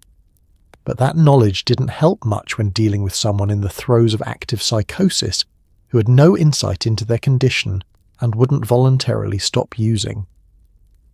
By 1952, the psychosis in the streets had become one of the defining images of post-war Japan, right alongside the rebuilding effort and American occupation. The contrast was jarring. Here was a nation attempting to modernize and rebuild, to present itself as stable and recovered, and yet its streets were filled with people trapped in drug-induced madness. The gap between the image Japan wanted to project and the reality its citizens lived became impossible to ignore. Something had to change. The question was whether the government would act before even more people were lost to the nightmare Philopon had created. By 1951, the Japanese government could no longer ignore what it had unleashed. Reports of addiction, crime, and mental breakdowns were flooding in from across the country. The drug they had once distributed with pride was now tearing society apart. Under mounting pressure, the government passed the Stimulant Control Law, officially banning the production, sale, and use of methamphetamine. But passing a law and enforcing it in a country already drowning in the drug were two very different things. The government's awakening was neither sudden nor complete. For years, officials had dismissed concerns about Philopon, insisting it was safe, medically beneficial, and essential for Japan's recovery. But the evidence became impossible to deny. Hospitals were overflowing, crime was surging, psychiatric casualties were mounting. Families across Japan were writing desperate letters to politicians begging for help. The media, once cheerfully promoting Philopon, now ran daily stories about the addiction crisis. Some government officials had seen the problem years earlier, but lacked the political power to act. Lower-level health ministry bureaucrats had written reports warning about addiction and psychosis as early as 1948. These reports were filed away and ignored. The pharmaceutical industry was profitable, tax revenue from drug sales was substantial, and frankly, as many politicians were still thinking of Philopon as medicine, not as a dangerous street drug. But by 1951, the political calculus had shifted. The Americans, still occupying Japan, were beginning to express concern. US military personnel were encountering Japanese addicts, and some American servicemen were using Philopon themselves, bringing the problem into US military command's awareness. The occupation authorities suggested strongly that Japan needed to address the situation. The Diet, Japan's parliament, debated the issue heatedly. Conservative politicians wanted strict prohibition and harsh criminal penalties.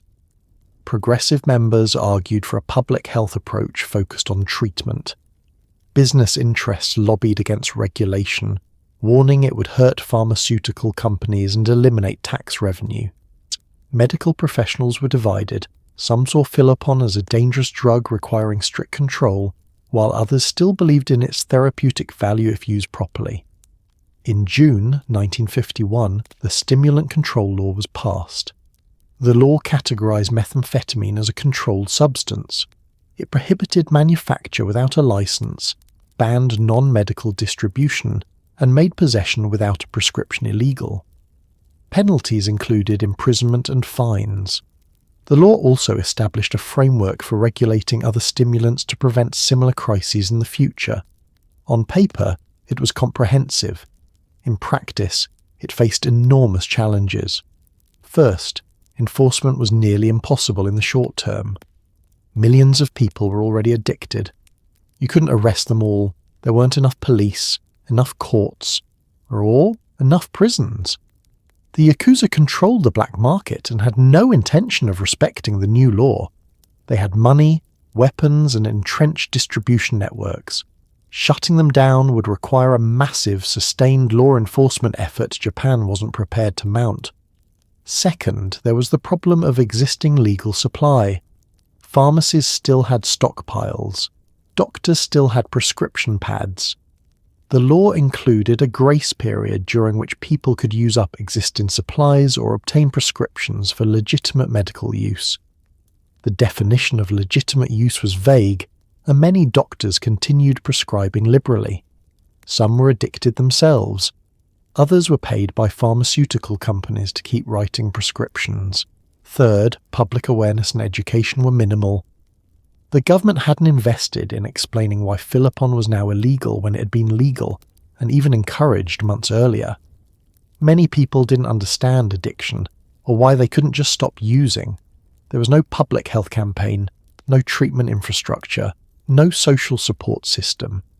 The law criminalized use but offered no help for users trying to quit.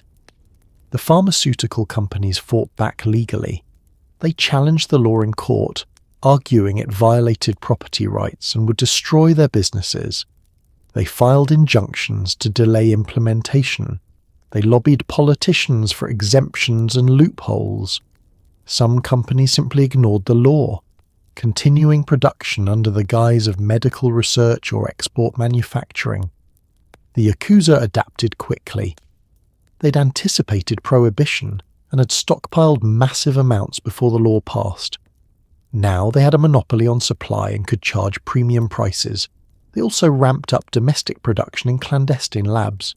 The law had made methamphetamine more valuable, not less available. From a business perspective, prohibition was the best thing that could have happened to the Yakuza. Police struggled with enforcement priorities. Should they focus on manufacturers, distributors, or users? Arresting street-level users filled jails but didn't impact supply. Going after distributors was dangerous. Yakuza enforcers didn't hesitate to use violence against police. Raiding manufacturing operations was complex and required resources most police departments lacked. Some police officers were corrupt. The Yakuza had been bribing police for generations. When it came to methamphetamine, those relationships continued. Officers looked the other way in exchange for cash. Some provided intelligence about upcoming raids. A few were users themselves, dependent on the very drug they were supposed to be eliminating. The judicial system was overwhelmed. Courts faced massive caseloads of drug offences. Trials were rushed. Evidence was sometimes questionable. Sentences were inconsistent. One person might get years in prison for possession, while another got probation for the same offence. The lack of consistency undermined the law's credibility. Prisons filled rapidly with drug offenders. Japan's penal system wasn't prepared for the influx. Conditions deteriorated. Medical care for addicted inmates was minimal. Withdrawal happened cold turkey in overcrowded cells. Many prisoners relapsed immediately upon release because they were sent back to the same environments, with the same pressures and no support. Despite these challenges, the law marked a turning point. For the first time, the Japanese government officially acknowledged that methamphetamine was dangerous. It signalled that using, selling or producing Philopon was no longer acceptable. The message took time to penetrate society, but it began the slow process of changing cultural attitudes. Public health officials started developing education campaigns. Posters appeared in schools, workplaces and train stations warning about addiction. Pamphlets explained the dangers of stimulant use. The messaging was often crude and fear-based, showing skeletal addicts or violent psychotic episodes, but it raised awareness.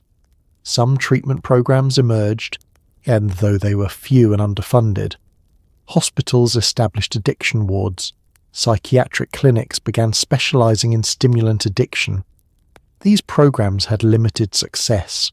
Addiction treatment was poorly understood, and many patients relapsed repeatedly.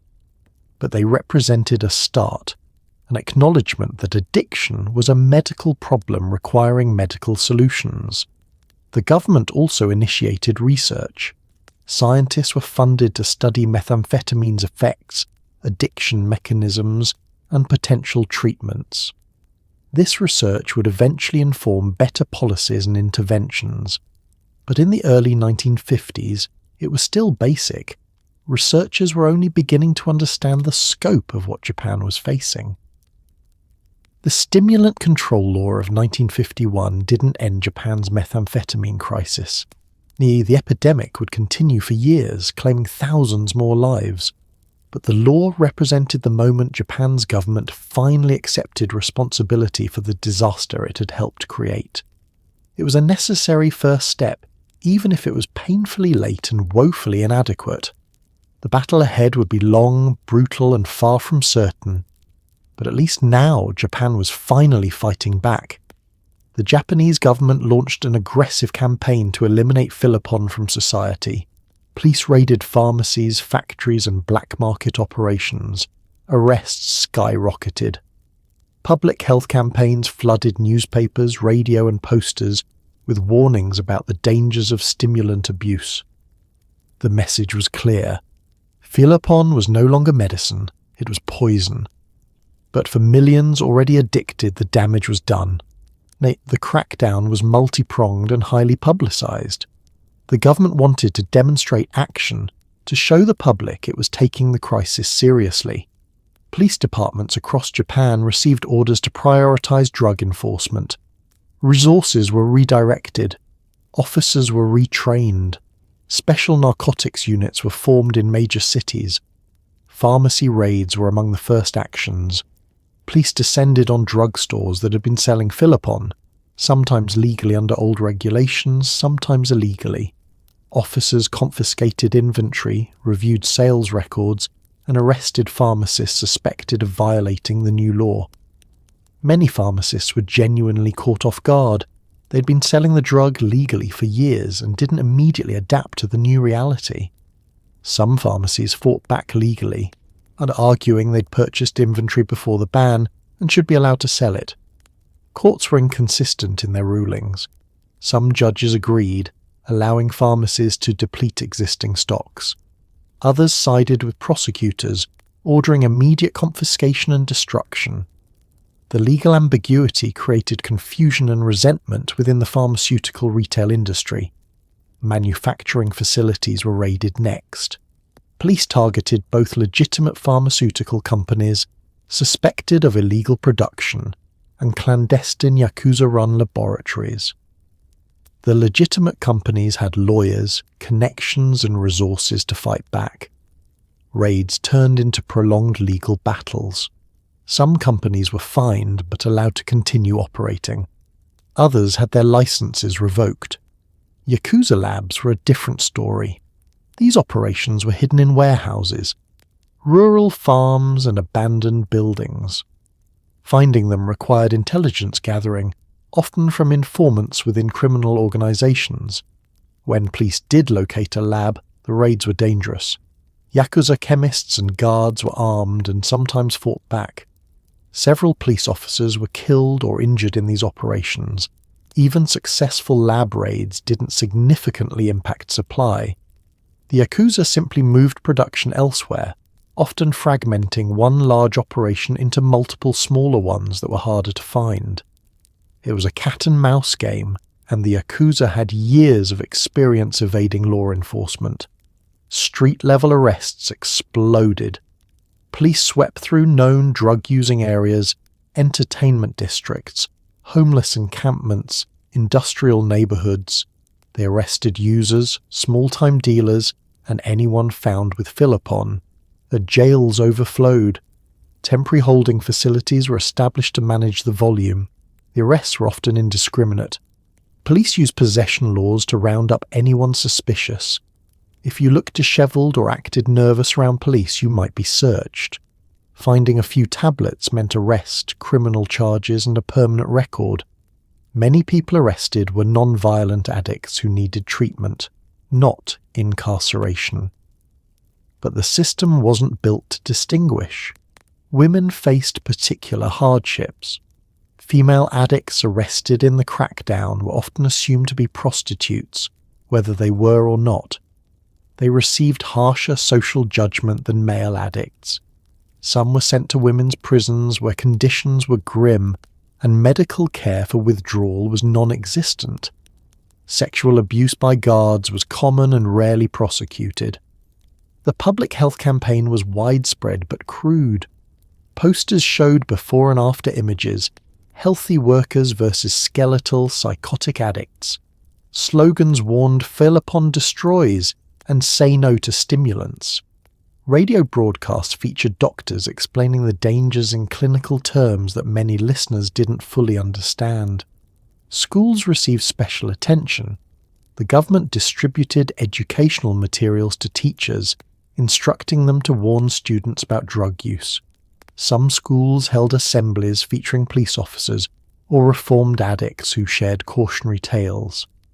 The messaging often bordered on scare tactics. emphasizing the most extreme outcomes to terrify children into compliance. Workplaces were targeted too. Factories and companies received mandates to educate employees and report suspected drug use. Employers were encouraged to fire workers who tested positive. This created a climate of suspicion and paranoia. Colleagues reported each other, sometimes out of genuine concern, sometimes out of personal grudges. False accusations ruined lives. The media embraced the crackdown enthusiastically. Newspapers ran daily stories about raids, arrests, and drug seizures. They published mugshots of arrested addicts, often without consent. Television, still new in Japan, featured documentaries on the methamphetamine crisis. The coverage was sensational, focusing on the most extreme cases, murders, psychotic breaks, family tragedies. Nuance and compassion were rare. Public opinion shifted dramatically. The same society that had normalized Philopon use now stigmatized it intensely. Addicts went from being seen as hard workers using medicine to being viewed as criminals and moral failures. The swing was whiplash-inducing. People who'd been using openly now hid their addiction in shame. Families disowned addicted members. Employers fired anyone suspected of use. The crackdown created a climate of fear. Addicts were afraid to seek help, worried about arrest or social ostracism. Family members were afraid to report addiction, knowing it could result in their loved one being jailed. The punitive approach drove the problem underground rather than solving it. Some positive developments emerged. A few treatment facilities opened, staffed by pioneering doctors and social workers who understood addiction as a medical issue.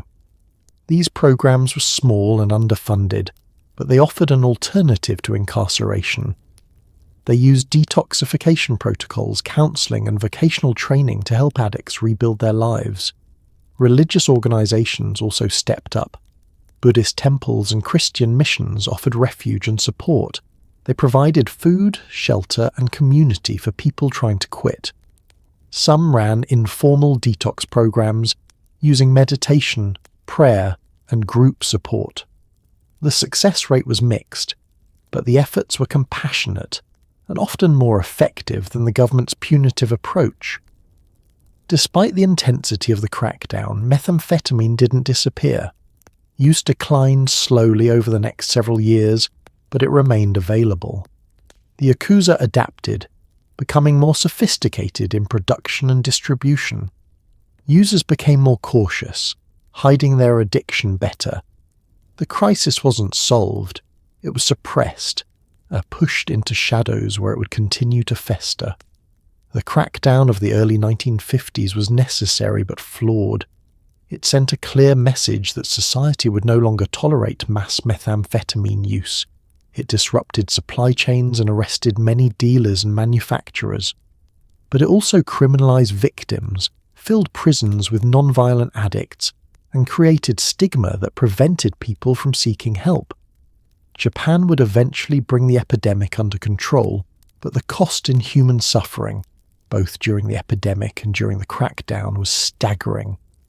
For those caught in the grip of addiction, quitting Philopon wasn't a matter of willpower, it was a battle against their own biology.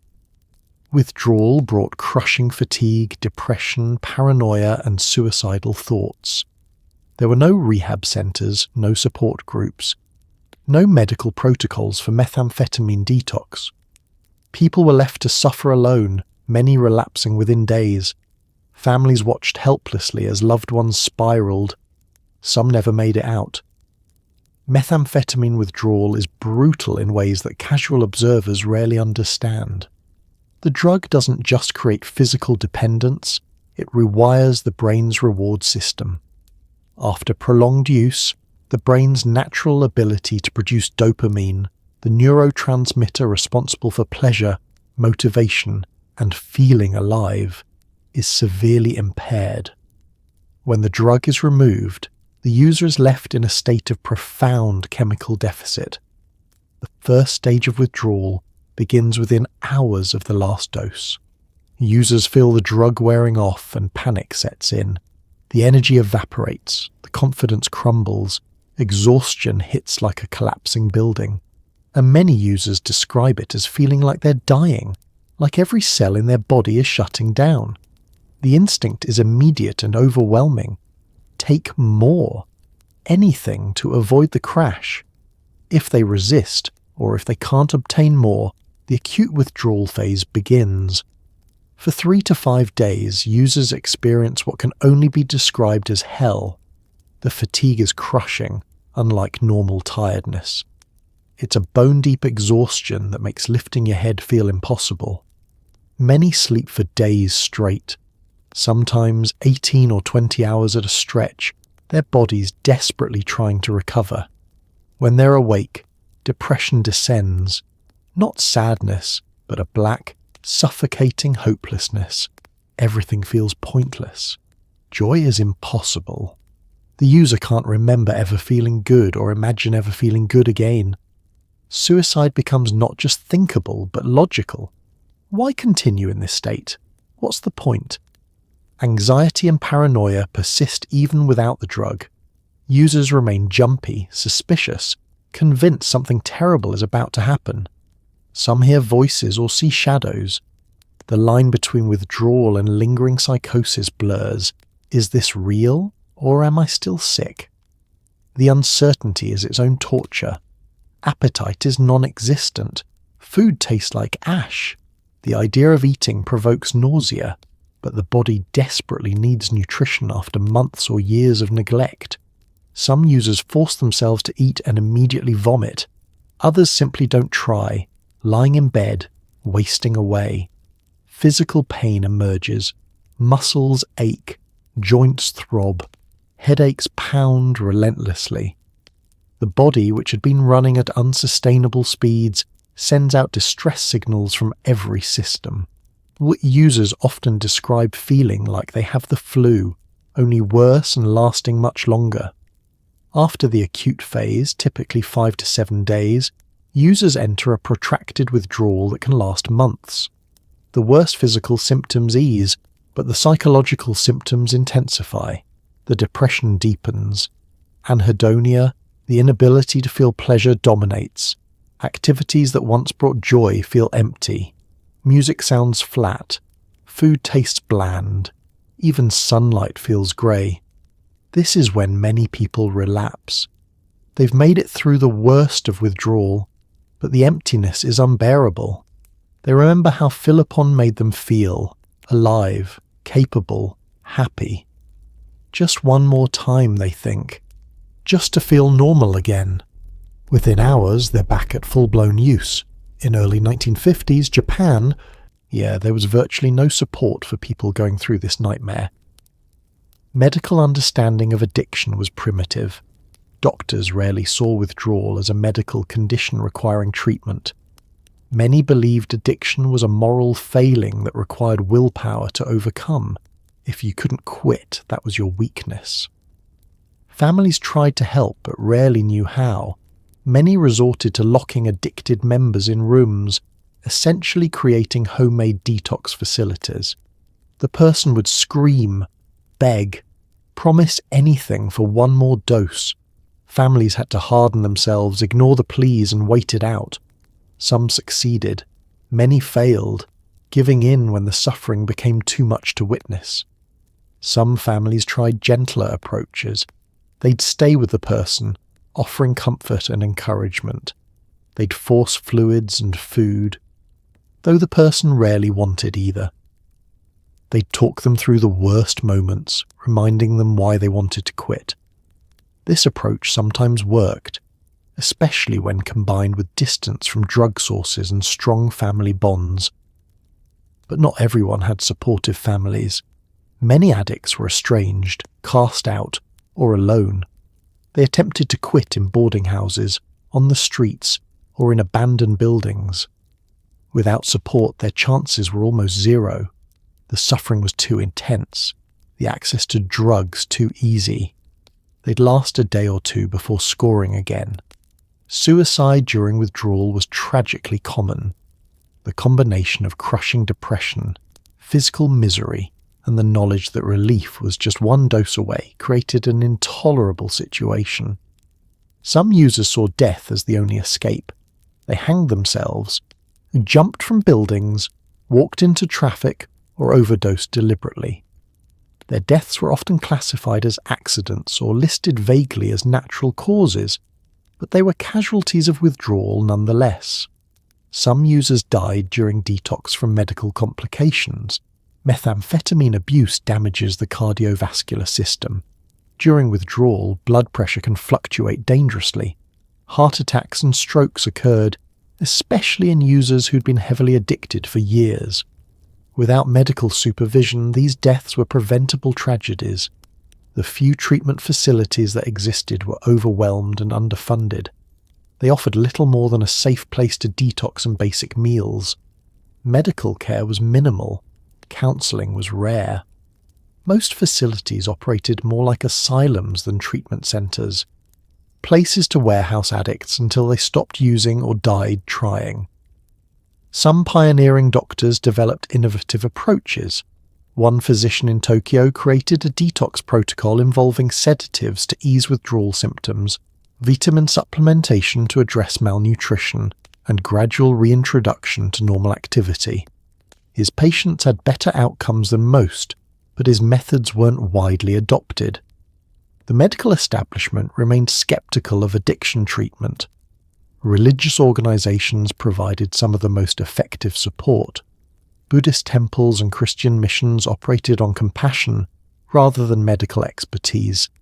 They offered community, purpose, and spiritual framework. For some addicts, especially those who felt abandoned by society, this made all the difference.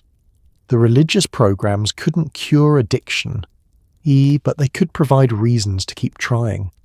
The psychological scars of withdrawal often lasted forever. Even users who successfully quit carried trauma from the experience. They remembered the depths of despair they'd experienced. Some developed lasting anxiety or depression. Others became hypervigilant, always aware of their proximity to relapse, never fully trusting their own sobriety. For families, watching a loved one go through withdrawal was traumatizing. They felt helpless, guilty, angry, and heartbroken simultaneously. Many families never fully recovered from the experience, even if their loved one successfully quit.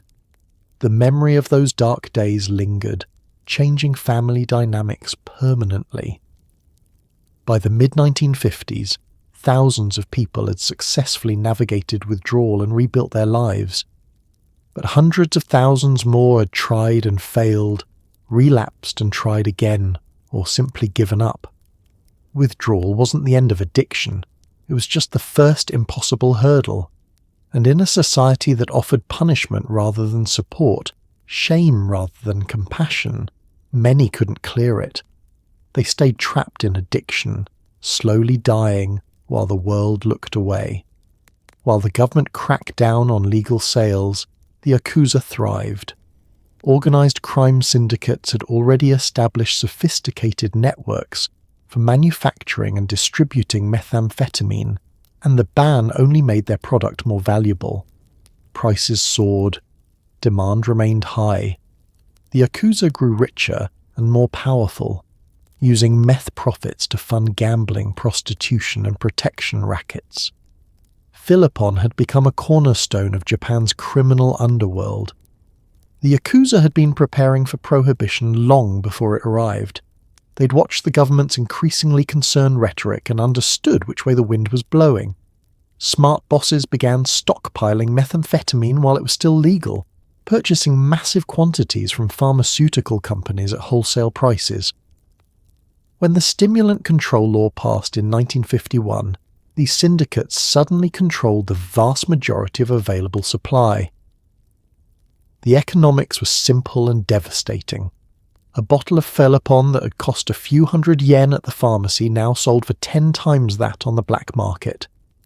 The profit margins were extraordinary, better than gambling, better than prostitution, better than almost any other illegal enterprise, and unlike those other businesses, while methamphetamine had one crucial advantage. Customers were chemically compelled to return. Addiction guaranteed repeat business. The major Yakuza syndicates divided territory carefully. The Yamaguchi-gumi controlled large portions of western Japan. The Sumiyoshi-kai dominated Tokyo. The Inagawa-kai controlled parts of the capital and surrounding areas. These weren't loose street gangs. They were sophisticated criminal corporations with hierarchies, rules, and business strategies. They approached the methamphetamine trade with ruthless professionalism. Manufacturing operations expanded dramatically. The Yakuza recruited chemists, some from legitimate pharmaceutical backgrounds, others trained internally. They established laboratories across Japan, often in rural areas where police presence was minimal. These weren't crude operations, and many labs produced pharmaceutical-grade methamphetamine, properly crystallized and dosed. Quality control mattered because customers could tell the difference, and bad product hurt business. The labs operated with impressive security. Lookouts monitored approaches. Guards, often armed, protected the facilities. Production sites changed frequently to avoid detection. When police did raid a lab, the Yakuza simply relocated, often within days. It was a game of endless cat and mouse, and the criminals were winning. Distribution networks were equally sophisticated. The Yakuza used multi-layered systems to insulate bosses from street-level operations. High-ranking members never touched the product directly. Mid-level operators managed logistics, transportation, storage, wholesale distribution. Low-level members and associates handled street sales. If someone got arrested, they couldn't implicate higher-ups because they didn't know them. Street dealers worked specific territories assigned by the syndicate. They paid a percentage of earnings upward through the hierarchy. In exchange, they received product protection and the backing of the organization if things went wrong. Dealers who performed well were promoted. Those who skimmed or failed to meet quotas were punished, sometimes fatally. The Yakuza also corrupted institutions systematically. They bribed police officers at various levels, street cops who'd look the other way during deals, detectives who'd warn about upcoming raids, even high-ranking officials who could quash investigations. Corruption wasn't universal, but it was widespread enough to significantly hamper law enforcement. Politicians were similarly compromised. The Yakuza made campaign contributions, provided muscle during elections, and offered financial support to cooperative officials. In exchange, they received advance warning about new regulations, favourable treatment in legal matters, and sometimes direct protection from prosecution. The relationship between organised crime and politics in 1950s Japan was uncomfortably close. The Yakuza also controlled the punishment and enforcement mechanisms within the drug trade itself. Dealers who cheated customers faced beatings or worse. Informants who cooperated with police were killed, often publicly, to send a message. Violence was strategic, calculated to maintain order within the criminal ecosystem while intimidating anyone who might challenge it. Women were particularly exploited. The Yakuza understood that female addicts were vulnerable and often desperate. They offered drugs in exchange for sex work, then used addiction to keep women trapped in prostitution. Many women entered this arrangement thinking it was temporary, only to find themselves unable to escape. The Yakuza ran brothels staffed by addicted women, profiting from both the drug sales and the prostitution simultaneously. Children weren't exempt from the Yakuza's reach. Teenage dealers were recruited from poor neighborhoods. They were less likely to be prosecuted harshly and could move through areas where adult men would draw suspicion. Some children became addicted themselves, either through experimentation or deliberate recruitment strategies. A teenage addict made an easily controlled dealer. The profits were staggering. By the mid-1950s, methamphetamine trafficking generated hundreds of millions of yen annually for the major syndicates. This money funded expansion into legitimate businesses, construction companies, restaurants, entertainment venues. The Yakuza began laundering drug money through legal enterprises, building financial empires that would last decades. The wealth transformed the Yakuza culturally. Bosses lived lavishly, wearing expensive suits, driving imported cars, dining at exclusive restaurants. They became celebrities in certain circles, admired for their power and feared for their ruthlessness. Some cultivated images as modern-day samurai, men of honor who followed strict codes. The reality was more banal. They were drug dealers who'd found an incredibly lucrative market. Violence between syndicates increased as competition intensified. Rival groups fought over manufacturing territories, distribution rights, and customer bases. These weren't street brawls. They were organized campaigns involving dozens or hundreds of members. Shootings, stabbings, and bombings became common in contested areas. Innocent bystanders were sometimes caught in the crossfire. The police responded with increased aggression, but they were outgunned and outmaneuvered. Yakuza members had better weapons, more money, and often better intelligence. Major operations to dismantle syndicates succeeded occasionally but rarely lasted. The organizations had deep benches arrest one leader and another stepped up immediately. The Hydra grew new heads faster than police could cut them off. Some Yakuza members became folk heroes in their communities. In working-class neighborhoods, they were sometimes seen as Robin Hood figures, criminals, yes, but ones who helped locals settle disputes and provided jobs in an economy that offered few opportunities. This perception was partly manufactured through strategic acts of charity, but it had real effects. Communities sometimes protected Yakuza members from police, viewing them as our criminals rather than external threats. The Yakuza's dominance of the methamphetamine market would last throughout the 1950s and beyond. Even as overall addiction rates declined due to government pressure and changing social attitudes, the underlying infrastructure remained intact. The criminal organizations had built empires on Philopon, and those empires would persist, adapting to new markets and new drugs as opportunities emerged. By the end of the decade, the Yakuza had transformed from traditional crime syndicates into modern drug cartels. They'd proven that prohibition, rather than eliminating drugs, simply transferred control from governments and legitimate businesses to criminals. The lesson would be repeated around the world in subsequent decades, but in 1950s Japan, it was playing out in real time, written in the profits of organized crime and the suffering of addicts who had nowhere else to turn. Japanese newspapers and magazines launched a full-scale moral panic, publishing graphic stories of addicts, crime, and social decay. Headlines screamed of meth monsters and stimulant madness. Photos of emaciated users and crime scenes filled the pages. While the coverage raised awareness, it also stigmatized addicts as moral failures, rather than victims of a public health disaster. The narrative was clear. This was your fault, not the government's. The media transformation was swift and total. Newspapers that had run cheerful Philopon advertisements just years earlier now published daily exposés about the drug's dangers. The tone was sensational, lurid, designed to shock and horrify.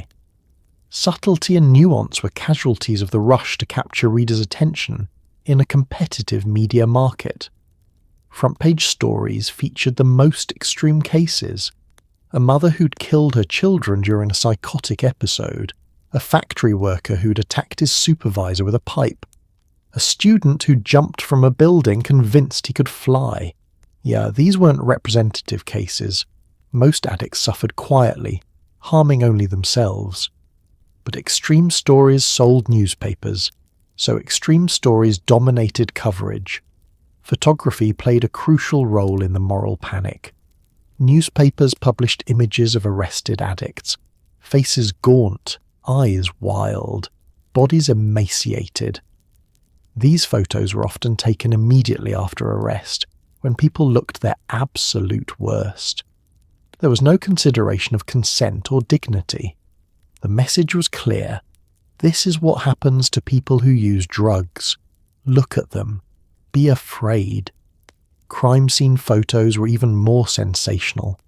Blood-spattered rooms where drug-fueled violence had occurred, bodies covered with sheets, hands or feet visible at the edges of frames, destroyed homes where paranoid addicts had barricaded themselves. The images were graphic, disturbing, and omnipresent. Children saw them. Everyone saw them. Headlines used dehumanizing language. Meth monster strikes again. Drug fiend terrorizes neighborhood. Stimulant madman attacks school. The terminology stripped addicts of humanity, transforming them into creatures, monsters, threats rather than people suffering from addiction. This linguistic choice had lasting effects on how society viewed and treated addicts. Editorials assigned blame solely to users. They portrayed addiction as a moral failing, a choice made by weak or immoral people. The government's role in creating the crisis, distributing millions of doses during and after the war, allowing over-the-counter sales, prioritizing revenue over safety, was downplayed or ignored entirely. Individual responsibility became the dominant narrative.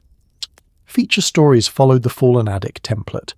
They'd profile someone who'd once been successful, a student, a worker, a mother, then detail their descent into addiction with moralistic commentary. The arc was always the same. Good person makes bad choices, suffers consequences, destroys life. The structural factors, trauma, poverty, lack of support, were rarely mentioned. Women received particularly judgmental coverage. Female addicts were portrayed as failed mothers, ruined wives, or prostitutes. Their addiction was framed as a betrayal of feminine ideals. Articles lingered on their appearance, how thin they'd become, how haggard they looked. The subtext was clear. Drug use made women ugly, unfeminine, unworthy. The media created a clear yes versus them narrative. Normal people versus addicts. Productive citizens versus parasites. The righteous versus the fallen. This binary made it easy for readers to distance themselves from the crisis. Those people are addicts, not us. We're different, better, safe. The psychological comfort of othering was irresistible for a society trying to process collective trauma.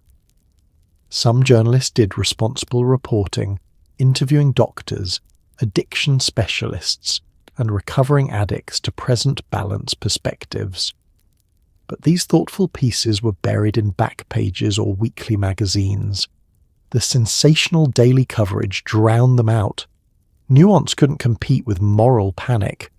The panic extended to visual media. Early television broadcasts featured lurid documentaries about the methamphetamine crisis. Cameras followed police raids, showing officers dragging addicts from homes. They filmed psychiatric wards where psychotic patients screamed and thrashed. These programs were presented as public service journalism, but functioned more as exploitation entertainment. Radio programs held panel discussions where experts, usually police officers or conservative politicians, discussed the drug crisis in alarmist terms. They claimed methamphetamine was destroying Japanese culture, undermining traditional values and threatening the nation's future. Solutions proposed were uniformly punitive. Longer sentences, harsher enforcement, mandatory treatment, which usually meant forced labour. The moral panic had real policy consequences. Politicians responded to media pressure and public fear by supporting increasingly harsh laws. Sentences for drug offences lengthened.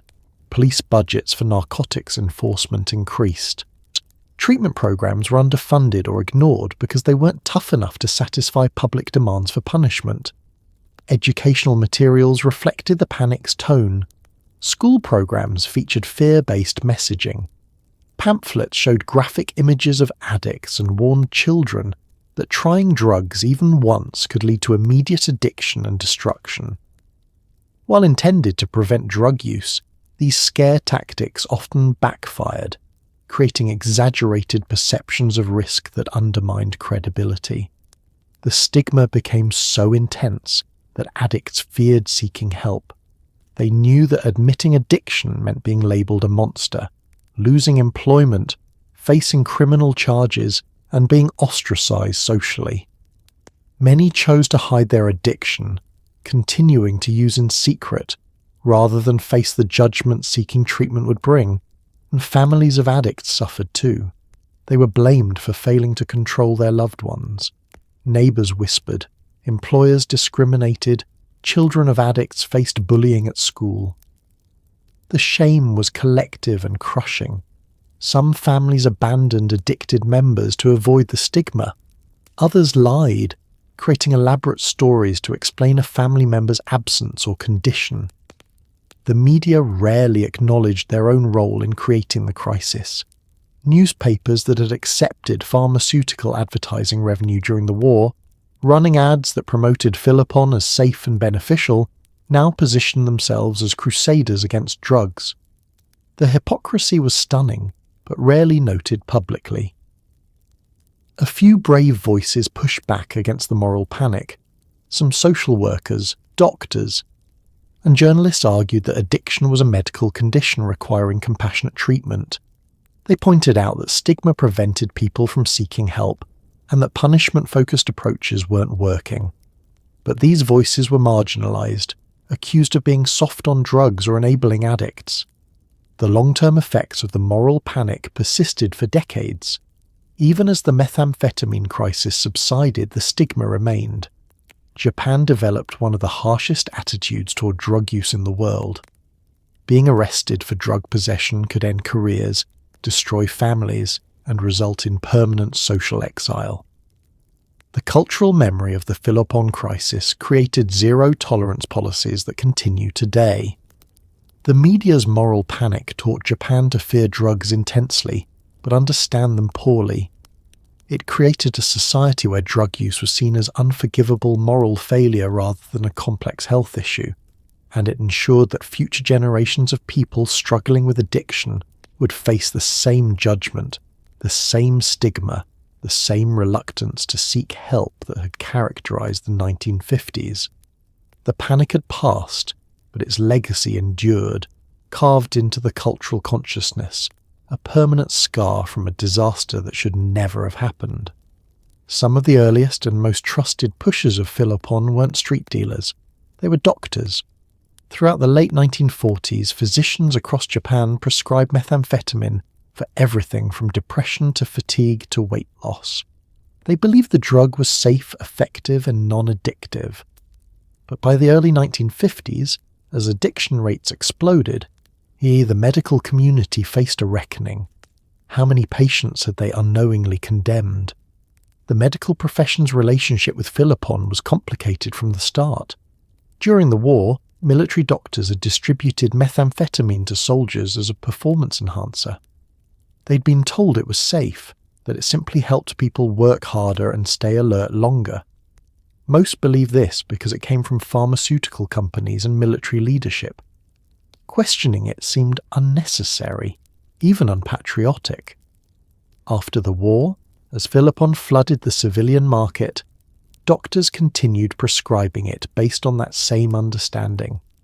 Medical journals published studies suggesting methamphetamine was useful for treating depression, chronic fatigue, and obesity. These studies were often funded or conducted by pharmaceutical companies with obvious conflicts of interest, but that wasn't always disclosed or even considered problematic at the time. Doctors prescribed Philopon liberally. A patient complaining of exhaustion walked out with a prescription. Someone struggling with post-war depression received methamphetamine, along with encouragement to stay productive. Overweight patients were given the drug to suppress appetite. The prescriptions were written quickly, casually, with little follow-up or monitoring. Many doctors were overworked themselves. In post-war Japan, medical facilities were overwhelmed. There were too few doctors for too many patients. Appointments were brief. Doctors didn't have time for lengthy evaluations or careful monitoring. Prescribing Philopon was easy. It seemed to work quickly. Patients reported feeling better, and they didn't return with immediate complaints. From a harried doctor's perspective, it looked like effective treatment. Some physicians prescribed Philopon to themselves. The medical profession wasn't immune to the exhaustion and trauma of post-war Japan. Doctors worked long hours under difficult conditions. Some used methamphetamine to maintain the grueling pace. Others took it for the same reason civilians did, to cope with depression, to feel capable, to survive. This personal use clouded their judgment about prescribing it to patients. The pharmaceutical companies actively courted doctors. Sales representatives visited medical practices, offering free samples, literature promoting Philopon's benefits, and sometimes direct financial incentives for prescribing their products. This practice, common in many countries at the time, created conflicts of interest that influenced prescribing patterns. Doctors who prescribed more received more benefits. Medical education had barely addressed addiction. Many physicians didn't understand the mechanisms of chemical dependency. They thought addiction was about moral weakness or personality flaws, not neurological changes. When patients returned asking for refills, doctors often interpreted it as a sign the medication was working, not that the patient was becoming dependent. As addiction became widespread, patients began exhibiting disturbing symptoms. They'd return to doctors looking gaunt, agitated, paranoid. Their speech was rapid and confused. They were clearly deteriorating. Some doctors recognized something was wrong but didn't connect it to Philopon. They diagnosed anxiety, stress, or psychosis, and sometimes prescribed additional medications, including more stimulants. Other doctors noticed the pattern but didn't know how to respond. What do you do when you realize you've been prescribing a dangerous addictive drug to dozens or hundreds of patients? Admitting it means acknowledging you've harmed people. Some doctors went into denial, insisting the problems must be caused by something else. Poor diet, stress, pre-existing mental illness, anything except the medication they'd prescribed. A few doctors tried to help patients quit. They'd stop writing prescriptions and encourage patients to stop using. But without understanding withdrawal or having protocols for managing it, these attempts usually failed. Then patients experienced crushing withdrawal symptoms, became desperate, and often turned to the black market, now in worse situations than before. Some doctors continued prescribing deliberately, even after understanding the dangers, because they feared what would happen if they stopped. They worried patients would suffer severe withdrawal, or they convinced themselves that medical supervision was better than patients buying from street dealers. These rationalizations allowed them to keep prescribing despite growing evidence of harm. The medical community was slow to organize a response. Medical associations initially resisted admitting there was a problem, acknowledging that doctors had inadvertently addicted thousands of patients would damage the profession's credibility and reputation. So they minimized, deflected, and delayed action. Eventually, some courageous doctors spoke up. They published papers documenting the addiction crisis, describing the symptoms of stimulant dependence, and calling for immediate changes in prescribing practices. These whistleblowers faced backlash from colleagues and pharmaceutical companies, but they persisted. Their work was crucial in changing medical understanding of methamphetamine. Medical schools revised curricula to include addiction medicine. New doctors were taught to recognize dependency, understand withdrawal, and exercise caution with potentially addictive medications. The lessons learned from Philopon influenced Japanese medical education for generations. But for the patients who'd been prescribed methamphetamine, the damage was done. Many struggled with addiction for years. Some never recovered. The trust between doctor and patient was shattered for an entire generation. People became wary of medical authority, skeptical of new drugs, and reluctant to accept prescriptions without questions. Some doctors were prosecuted for overprescribing. Courts held them accountable for creating addicts, though prosecution was inconsistent. A doctor with political connections might face minimal consequences, while another without protections could lose their license or serve time. The legal response didn't match the scale of the problem. Other doctors carried guilt for the rest of their careers. They'd entered medicine to help people, and instead had become agents of an epidemic. Some became advocates for addiction treatment, devoting their later careers to helping the very patients they'd harmed. Others quietly left the profession, unable to reconcile what they'd done. The pharmaceutical companies faced less accountability. While doctors took the blame as the public face of prescribing, the companies that had manufactured, marketed and profited from Philopon largely escaped consequences. They paid some fines, faced some restrictions, but continued operating. The structural problem, profit-driven pharmaceutical companies pushing products without adequate safety testing, wasn't fundamentally addressed. The doctors who prescribed poison weren't villains in most cases. They were professionals operating in a system that prioritized short-term solutions over long-term safety, that trusted pharmaceutical companies without adequate skepticism, and that failed to recognize addiction as a medical condition until it was too late. They were part of a collective failure that included government, industry, and society.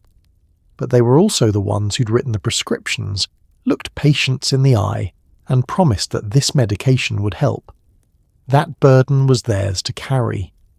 So tonight, as you drift off in your clean bed with access to healthcare that actually helps instead of harms, maybe take a moment to think about the people of post-war Japan, the workers who rebuilt cities while running on chemicals their government handed them, the mothers who took pills to keep going because there was no other choice, the students who studied until their minds broke, the soldiers who came home from war only to fight a different kind of battle, one against their own bodies, their own cravings, their own rewired brains. Think about the doctors who prescribed poison believing it was medicine, the families who watched loved ones transform into strangers, the children who grew up in homes where paranoia and violence were daily realities, the addicts who died alone, ashamed, abandoned by a society that had encouraged them to take the very drug that killed them. Japan's Philopon crisis wasn't just a drug epidemic. It was a betrayal. The government distributed methamphetamine to win a war, then sold it to rebuild a country, then criminalized the people who'd become addicted along the way. It was a masterclass in how institutions can destroy lives through negligence, greed, and the unwillingness to admit mistakes until the body count becomes impossible to ignore. And here's the thing that should keep you awake, and even though this is supposed to help you sleep, it wasn't unique. Japan's methamphetamine epidemic was just one chapter in a much longer story about what happens when societies prioritize productivity over people, profit over safety, and short-term solutions over long-term consequences. The same patterns have repeated across the world. Different drugs, different decades, but the same fundamental dynamic. A substance that promises relief, institutions that enable its spread, and vulnerable people who pay the price when everything falls apart. Opioids in America, crocodile in Russia, crack cocaine in inner cities, prescription amphetamines in college dorms. The names change, the chemistry varies, but the story remains remarkably consistent. Japan survived its crisis barely. Hundreds of thousands of people lost years of their lives to addiction. Tens of thousands died from overdoses, from suicide, from violence, from the slow grinding destruction methamphetamine inflicts on human bodies. Families were shattered. Communities were traumatized. An entire generation carried scars that never fully healed. But they survived. And in that survival, there's something worth holding on to. Because for all the horror, for all the preventable suffering, the people of Japan proved that even the worst drug epidemic can be overcome. It took years. It took massive social effort. It required changing laws, attitudes, and institutions.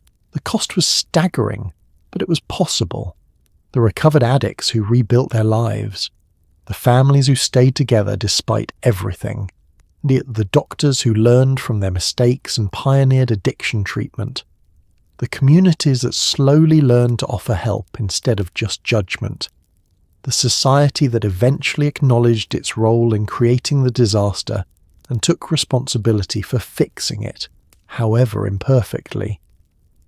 These weren't heroes in the conventional sense. They were ordinary people doing their best in impossible circumstances. They failed often. They hurt each other. They made mistakes. But they also showed resilience, compassion, and the stubborn human refusal to give up even when giving up seems rational. Today, Japan has one of the lowest rates of drug use in the developed world. That's partly because of strict laws and harsh penalties. But it's also because the cultural memory of Philopon remains vivid.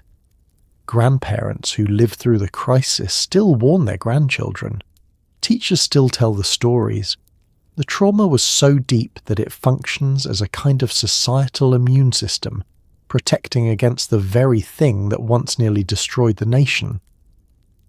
But that memory comes with costs. Japan's zero-tolerance approach to drugs means people struggling with addiction often don't seek help for fear of criminal consequences. The stigma remains intense. Compassion is still sometimes overshadowed by judgment. The pendulum swung from dangerous permissiveness to harsh prohibition, and finding the right balance remains difficult. The lesson isn't that prohibition works, or that it doesn't.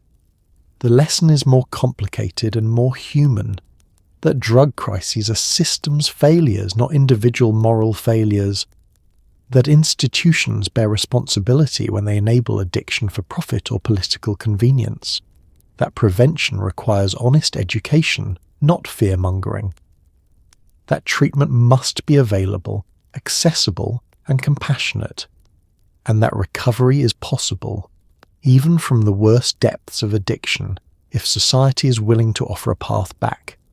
Japan's Philopon epidemic should have been a warning to the world. The information was there, the research was published, the tragedy was documented. But history has a way of repeating itself, especially when the lessons are uncomfortable and the profits are attractive. Pharmaceutical companies in other countries watched Japan's crisis and then made the same mistakes decades later with different drugs. Governments ignored the warnings until their own epidemics were raging. The pattern continued, is continuing, will likely continue until we decide to learn from other people's suffering, instead of insisting on creating our own. So as you close your eyes tonight, comfortable and safe, remember that the distance between your life and the lives of those Japanese addicts in the 1950s isn't as far as you might think. It's not moral superiority that protects you. It's not willpower or good choices alone. It's circumstance, systems, institutions, and a bit of luck. You live in a time and place where your government isn't handing out methamphetamine and calling it patriotism. That's not a testament to your virtue. It's just the hand you were dealt. The people who suffered through Japan's Philopon crisis weren't weak or immoral.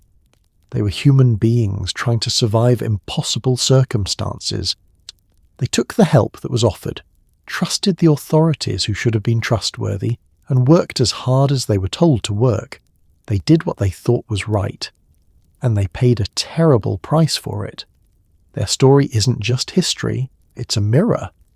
In it, we can see what happens when a society values productivity over humanity, when it treats people as tools to be used up rather than lives to be protected.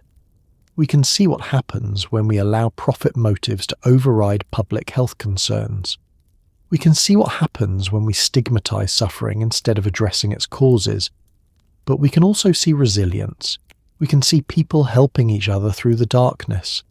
We can see communities rebuilding despite the odds. We can see that even after tremendous damage, recovery is possible, Not perfect, not complete, but real. Tonight, Japan is quiet. The factories that once ran on methamphetamine now run on better labour practices. The students who once studied for days without sleep now know the value of rest. The streets that once filled with psychotic addicts are safe again. The crisis passed. Life went on. Scars remained. But so did people, and that matters. So sleep well. Sleep grateful. Not just for your clean sheets and your safe home, but for living in a world that learned, however slowly and painfully, that some shortcuts aren't worth taking, that some prices are too high to pay, that people matter more than productivity, health matters more than profit, and that sometimes the hardest thing to do, admitting a mistake, changing course, offering help instead of judgment, is also the most necessary. The people of post-war Japan paid a terrible price to learn these lessons. The least we can do is remember them, honour their suffering by not repeating their mistakes, and build a world where no one has to choose between survival and addiction, where help is offered before harm becomes irreversible, and where the most vulnerable among us are protected rather than exploited. History doesn't have to repeat itself, but it will if we're not paying attention. So remember Philopon. Remember Japan. Remember that even the most civilized societies can stumble into darkness if they're not careful. And remember that the way out begins with acknowledging what went wrong, taking responsibility for fixing it, and never, ever forgetting how it felt to be lost. Good night, sleep well, and tomorrow maybe think about what your society is selling you, what institutions you're trusting, and whether the shortcuts being offered are really shortcuts at all, or just different paths to the same old disasters, repackaged for a new generation. Because history may not repeat exactly, but it sure does rhyme. And right now, somewhere in the world, someone is making the same mistakes Japan made in the 1940s. The drug is different, the country is different, but the pattern is the same, and thousands of people will suffer before anyone admits what's happening. Learn from the past, question authority, protect the vulnerable, offer compassion, demand accountability, and never, ever believe that productivity matters more than human life. That's the lesson of Philopon. That's the legacy of Japan's nightmare. And that's why this story, as dark and disturbing as it is, still matters today. Sleep now, but remember when you wake,